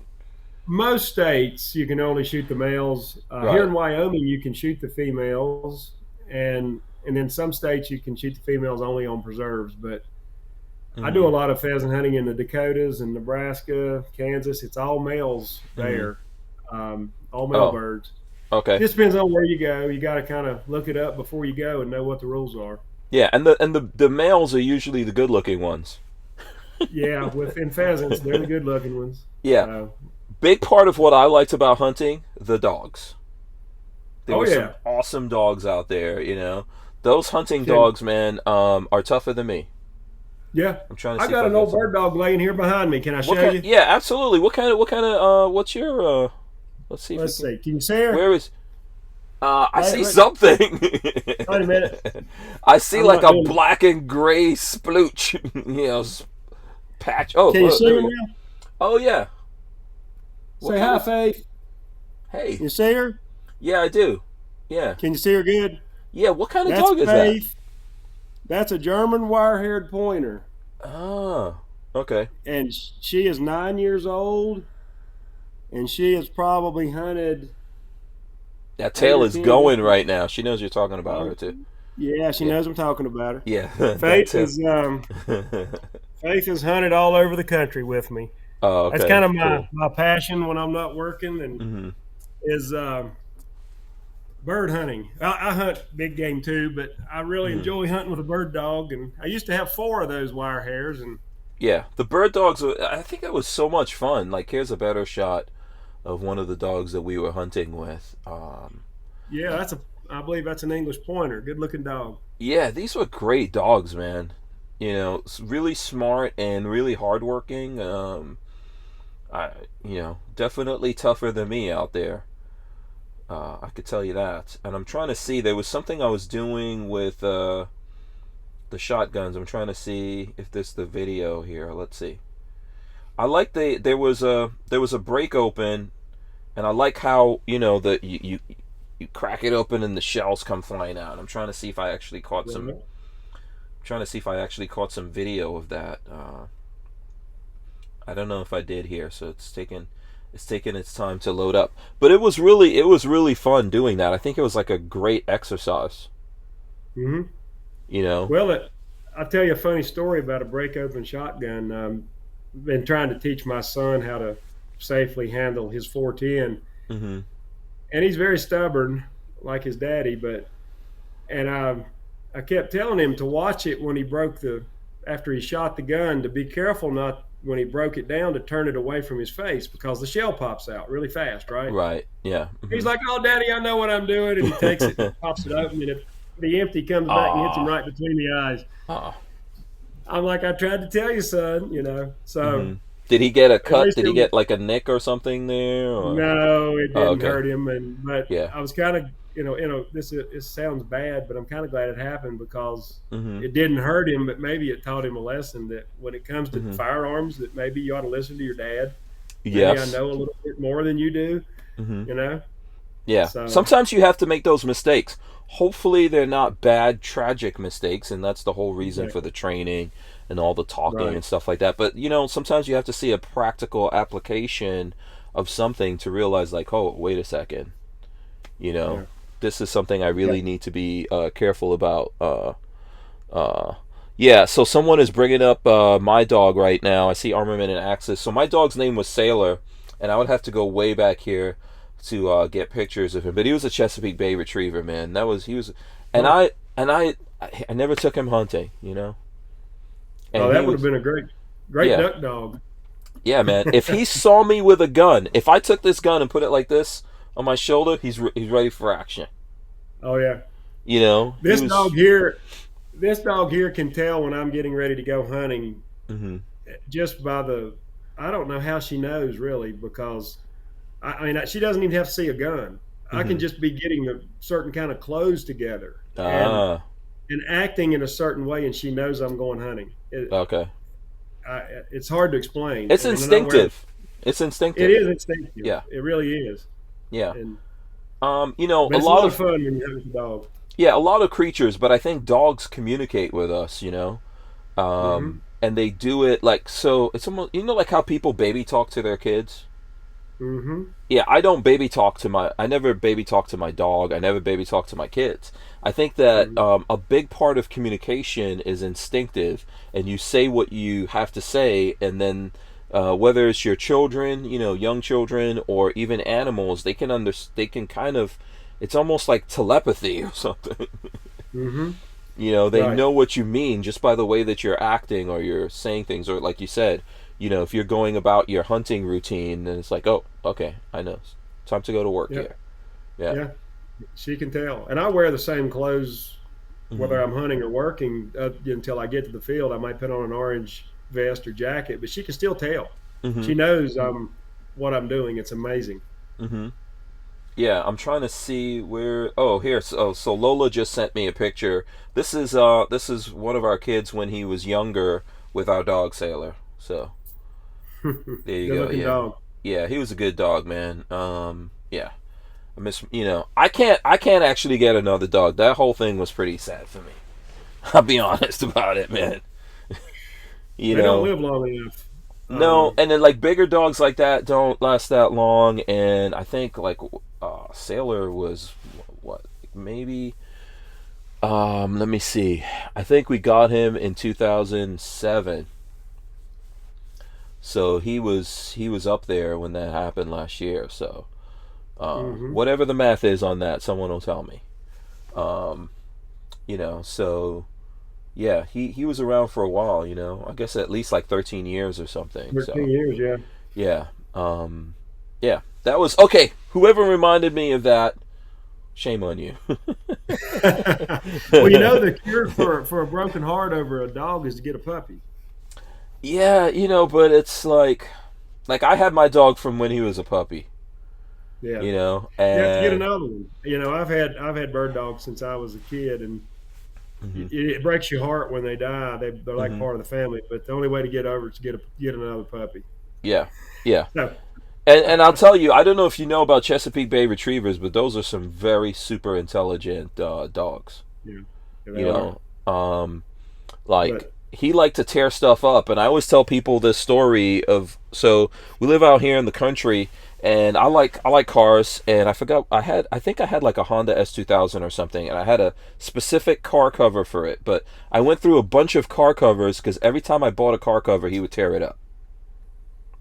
yeah, Right? He just liked tearing stuff up, even when he was a puppy all the way up. He liked tearing stuff up. So I bought this particular, like, very expensive, custom made car cover, and I knew he was going to tear it up. So I put the car right in front of the house, you know, and then I put the cover on there, and it was daytime, and he was just looking at me. He was like, okay. Then I noticed he was like circling my house. He was just slowly going around the house, and he would come around and look up and see me because I'm just standing there like, okay, let me see you go after this car. And he just kept doing that. And then it got dark, and I couldn't see anything outside. It's like, oh, I wonder if he was waiting for it to get dark. And I go outside, and that car cover is torn to shreds. He just kept going like, yeah, you're gonna give up at some point, and you're not gonna be able to see what's happening. That yeah. thing was ripped to shreds, man. Yeah, That was a yeah, dog that needed to duck hunt. His natural instincts are to yeah, retrieve ducks, yeah, so yeah, he needed to take up duck hunting. yeah. And he was like really good. I think they call it like a soft palate. Is that So, soft mouth is the way I've heard it, but yeah, yeah, okay? same Yeah, difference. because he could grab you with his mouth and not hurt you. Well, that was his instinct because they're great Yeah, retrievers. You yeah, know, yeah. yeah, and that's nice if you're going to eat the duck that he doesn't tear it up when he's bringing it Yeah, to you. but it's So a scary. soft mouth, Like people will get scared. Like they don't realize like a dog's mouth is also his hands. sure, yeah, Yeah, and he yeah, will do that. He will grab someone, but he wouldn't hurt them. But you're like, wait, this massive dog is grabbing me right now. yeah, What's gonna happen? Yeah, So, and if you're like pulling away and all that, your hands could get torn up. So, you know. But yeah, he was a smart dog, man. I miss him. He knew when he did bad stuff. He knew it. One time, the UPS guy, the UPS people used to come here. So like Lola ordered a book, right? And we went out there, and that book was torn into shreds. And we have a specific corral and a special place, and we put packages here where he can't get into. But this book was torn to shreds, and I was like, "What's happening?" Then Lola ordered a pair of shoes, and those shoes were torn to shreds when they got here. So she got a replacement for the shoes, and I'm looking, and I see the UPS guy pull up. He goes to my gate. He sees my dog. He gives the dog the package. So I like ran out. I was like, dude, what are you doing? Why are you giving my dog this package? He was like, oh, he's so cute. You know. And I was like, yeah, you're giving it to him. He thinks that belongs to him, and he's tearing that to shreds. Yeah. Yeah. That is funny. You can't hardly blame the dog in that circumstance. No, you can't. No, that's not his I gave fault. it to him, you know? Yeah, I'm like, how is it? Because, you know, we weren't here, and I was like, how is he getting this stuff? And then I came to realize the UPS people just giving it to him. Yeah. Maybe they thought he was going to bring it to the house and leave it on the doorstep. Yeah. Everyone, you know, I mean, listen, my UPS guy right now is pretty good, so I'm not trying to knock it. The FedEx, I got problems with right now. I'll be honest with you, man. FedEx is pretty bad. I don't know how it's going for you out there, but FedEx, I got no good words for FedEx. All right, let's see here. Yeah, LV Louis Cypher says he thinks the package is a chew toy. I don't know why. Like, you give something to a dog, he's going to tear it up. You know, and Lola says the guy thought that he would bring it to the house. Why? There you go. But it didn't work out.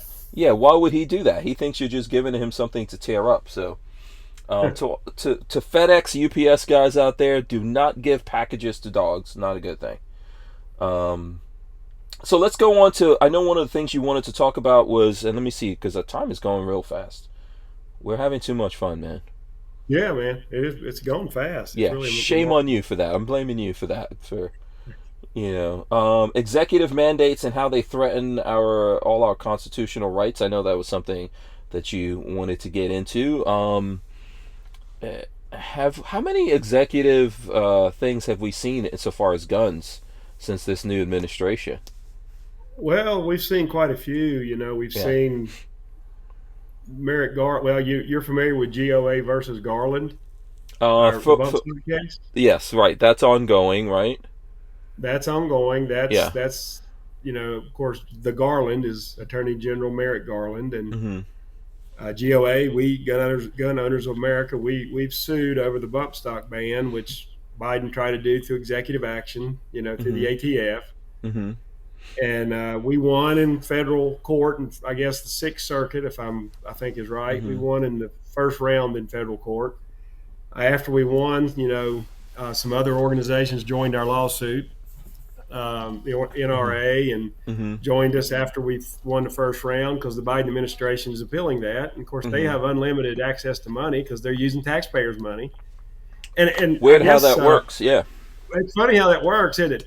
Yeah. A couple exciting things though about that are, so everything's not negative. You know, after we won the first round in federal court, 18 of the nation's attorneys general filed amicus briefs to join support our lawsuit. So that's pretty powerful when 18 attorneys generals agree about anything, you know.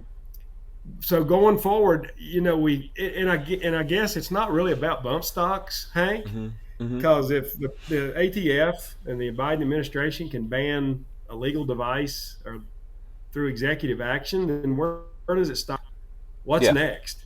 Right. Maybe they don't like your little short 410 Henry you just. Oh, trust me, they don't. Yeah. So that, to me, that's the whole point of the bump stock case. It's about stopping federal overreach, and that case will go on, and it may go to the Supreme Court. We shall see. Should the ATF just be able to deem something magically a machine gun, for example, or No. You know, they so like not. Essentially, that's what they did. They said they tried to regulate it as a machine gun under the National Firearms Act, which it clearly isn't. Even from them, you know, it clearly isn't. But the principle of it is that they can therefore deem anything a machine gun. You know? That is exactly right. The principle. Where does it stop? That's why you have to fight it. Kind of back to some of our earlier conversations. I don't have a bump stock. You know, most people probably don't, but. They never worked. I could never get them to work, to be honest with you. Yeah, well, if you know what you're doing, you can use a belt loop, or there's other ways to simulate the same effect. Anyway, LV Louis Cipher says, "Don't even get me started on pistol braces." yeah, I don't want to run down a rabbit hole too far. Yeah, But I did. but that's another thing, right? Like all of a sudden they're gonna, all of a sudden this thing is no good. Right. Yeah. Yeah. I think another thing that really is concerning right now is what they're doing to veterans. And your listeners may know, and this really started in the Clinton administration. The VA has disarmed 250,000 veterans unfairly. Are we talking about red flags or? We're talking about mentally adjudicating them as incompetent because they can't handle their own finances. We're talking about veterans that have to have a fiduciary to handle their financial situation being unconstitutionally and illegally targeted and adjudicated as mentally incompetent. That has happened to 250,000 veterans since the Clinton administration. Okay. And it's actually illegal. These are not people that have committed crimes or been found to be mentally dangerous. These are people who needed help, mostly older, who needed help with their finances. Okay. Because they had trouble understanding, as you get older. Yeah. Things happen, and that we should be protecting those people somehow, not like of course taking their rights away from them. Right, they're not violent. They haven't committed crimes. I know people this has happened to directly, and it's well documented. GOA put out on Veterans Day. We put out a national alert about it and tried to bring it back to the forefront. Because, like we said, it's been going on since the Clinton administration, and it's accelerating under the Biden administration. Okay. So there's a lot of things going on out there with executive overreach, administrative overreach. We need to be aware of, and GOA tries to fight these things in the courts and in the administrative processes and in the legislatures, of course, in the Congress when possible. But sometimes it's really insidious to me that a lot of the really bad draconian stuff is done. It isn't done through Congress. They don't go pass a law that says we're taking away your bump stocks. No, then they would have to take responsibility for that. That's my point. Hank. They would have to. 435 members of the House would have to take a position, and 100 senators would have to take a position that we could hold them to. Like, you did this, you voted for this. Yeah. So they go and do these things using administrative agencies or executive power or both really, and they deprive people of their rights. And I think that's just given the name of your show, who moved my freedom. It's a good example of freedom being moved. Yeah. Using things that are out there that were not meant to disarm veterans, they're disarming veterans from my understanding of what you're saying. Yes. Yeah, through the VA. I was contacted by a rancher here in Wyoming recently, by his wife actually. He was asked to participate in a gun violence study by the VA. And he was a Vietnam vet, never had a parking ticket. Never broke a law. But he had gone to seek some treatment for some, issues. I guess he'd probably seen some pretty nasty things in combat, and he'd never gone for treatment for 40 years.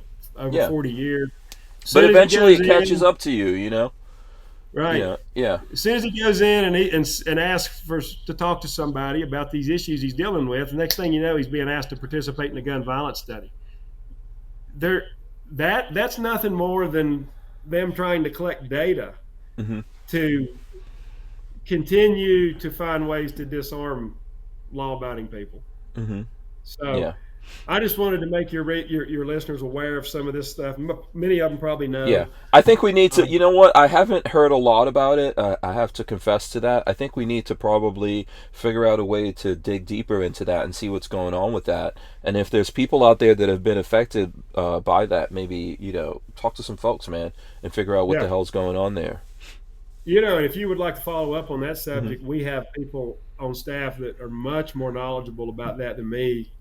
That could probably do a 2-hour show on what the VA's done and what executive actions and administrative actions have been used to deprive people of their rights. There's probably people better qualified than I am to talk about that. But It's definitely a problem that needs to be talked about. Yeah. Make the VA work better is what I would want to see. There's so many guys out there. There's lots of veterans that support me in particular, right? And a lot of us what we're doing there. And I do hear some horrible stories from those guys, man, that they have a tough time getting the help that they need. And instead of helping them, these guys are taking things away from them. And why did these guys serve their country? Why did they go out there and live through these nightmares that they have to deal with for the rest of their lives, just for their country to turn around and take stuff away from them? Well, I know of one veteran here in Wyoming that was targeted for this thing that I described, because of his financial situation, and he had the resources to fight it, hire a lawyer and fight it, and he kept his firearms. Mm-hmm. But a lot of veterans don't have those resources. They can't afford a high dollar attorney. Mm-hmm. They can't fight back. Mm-hmm. They've served their country. They may or may not have the financial resources needed, and they lose their rights because of some of these actions. And it's really sad. It's a sad state of affairs. Yeah, absolutely. It absolutely is. Okay, let me see. Someone, Armament, who is this? Armament and Axes is calling for. No, actually, Jen Champ Jr. says, yes, we need Gorn. He says, let's go, Bran Gorn.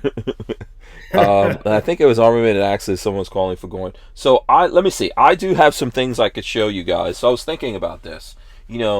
We haven't been able to show guns. YouTube came up with this crazy policy over a year ago, more than a year, might be 2 years at this point, that we can't handle guns while we're live.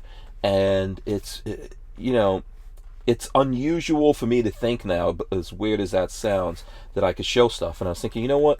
I want to show some things. I want to see if I can get some folks triggered out there, so to speak, by stuff that I can show, since I haven't been able to show it for a while. So here, check it out. I'm going to show you guys something that's inside of this Zelda case.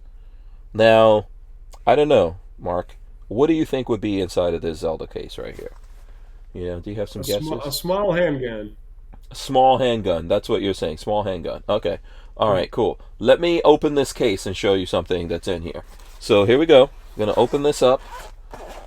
Right? In here, that's what we have in here. Right there. If you don't know what that is, I'm going to remove the magazine.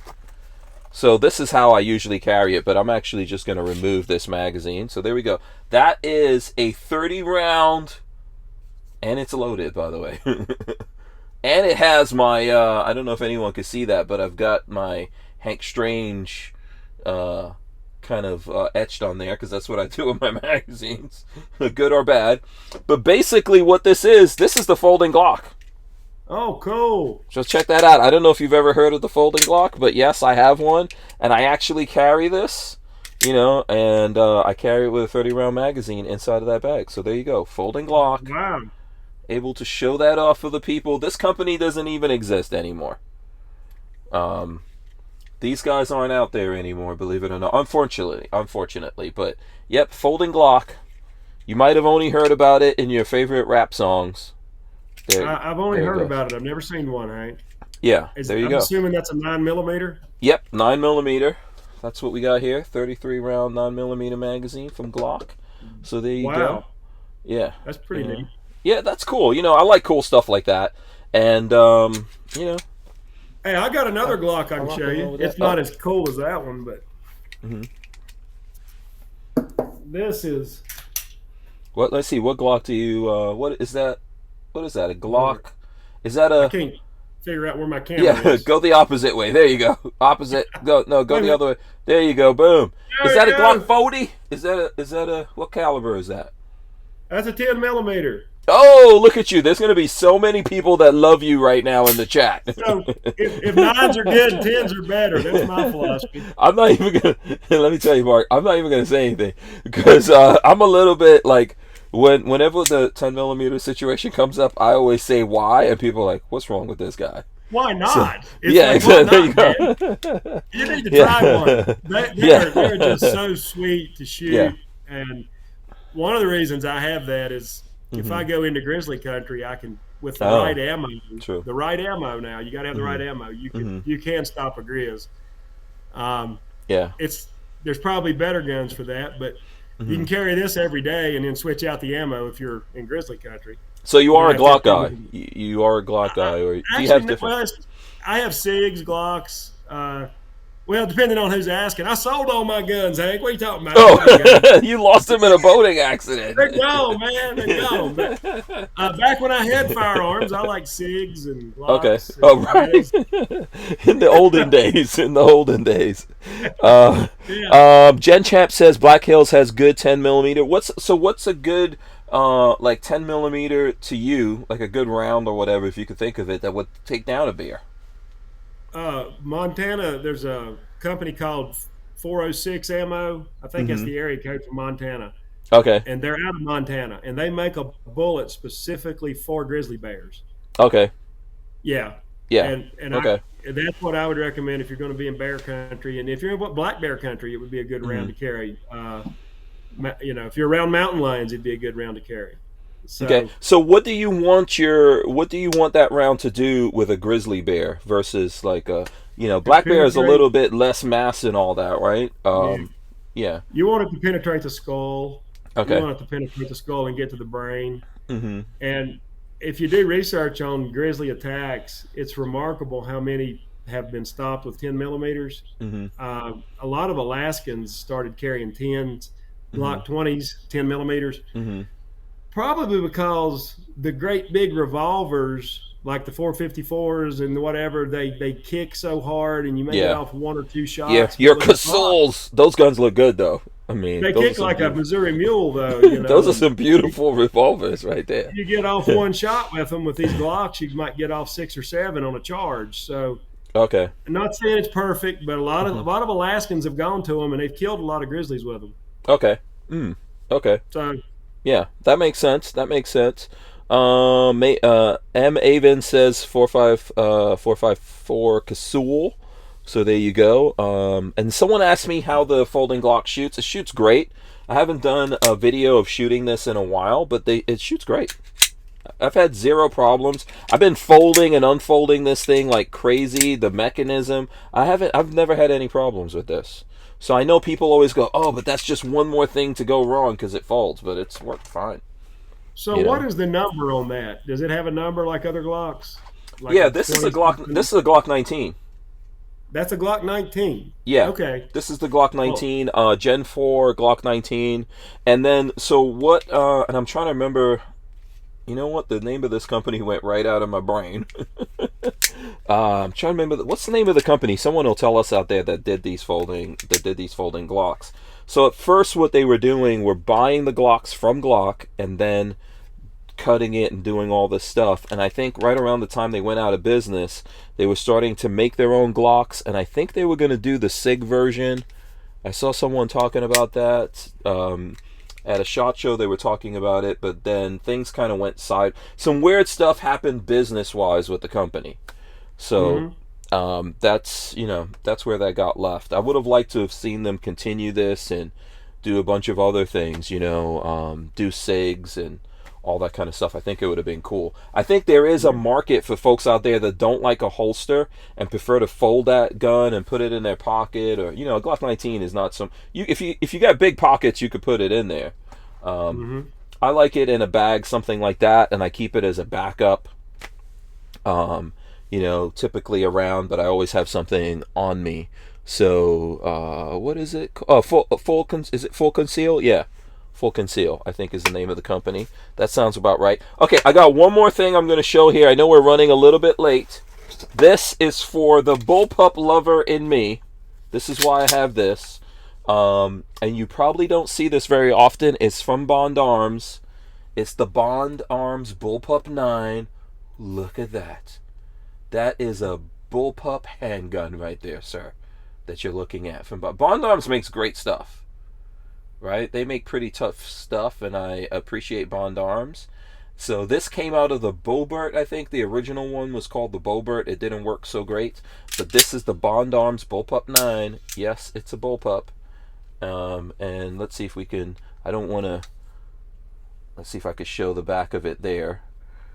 Yeah, this is a really, really nice gun right there. Barnauls Arms Bullpup 9. I don't know if that came in focus most of the time, but what do you think about that? Are you into bullpups? Yes or no? I like it. I don't have one of those, but I really like it. Yeah.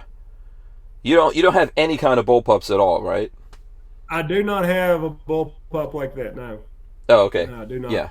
Yeah. But I really like that. Bullpups, I think, would be great to go hunting in. Just bullpup shotguns. I don't know. I'm used to more traditional stuff. I'll show you one more real quick. Now, this is. Listen. Let me just show you something real quick. Here's the funny thing about this. I just want to show this.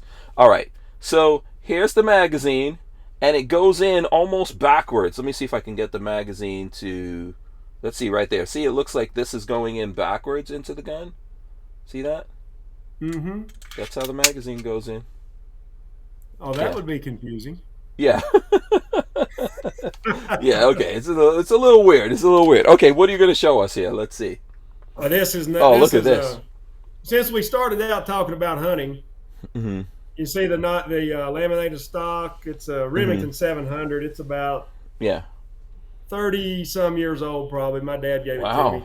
Yeah. When's the last time? Do they still make Remington 700s like that in that kind of wood? I don't think so. Yeah. I don't think so. This was a gun my dad gave. It's a 30-06. I've killed whitetails, mule deer, pronghorn. Yeah. Is that modified in any way, or is that how it came? Is that still how it came, or you guys have changed stuff to that? The only thing I've really changed about it, I put some bipods on it. Put the bipod on there. And but no, it's pretty much like it came, and that's nice. It's a meat gun. I've killed a lot of big game with that gun. Yeah. Those have been used in combat. What? World War I, right? 30-06, not 700. Not 700 going back to World War I. But the caliber 30-06. Yeah, that was very cool. LV Louis Cypher says, nice 700. This was back when Remington made good stuff.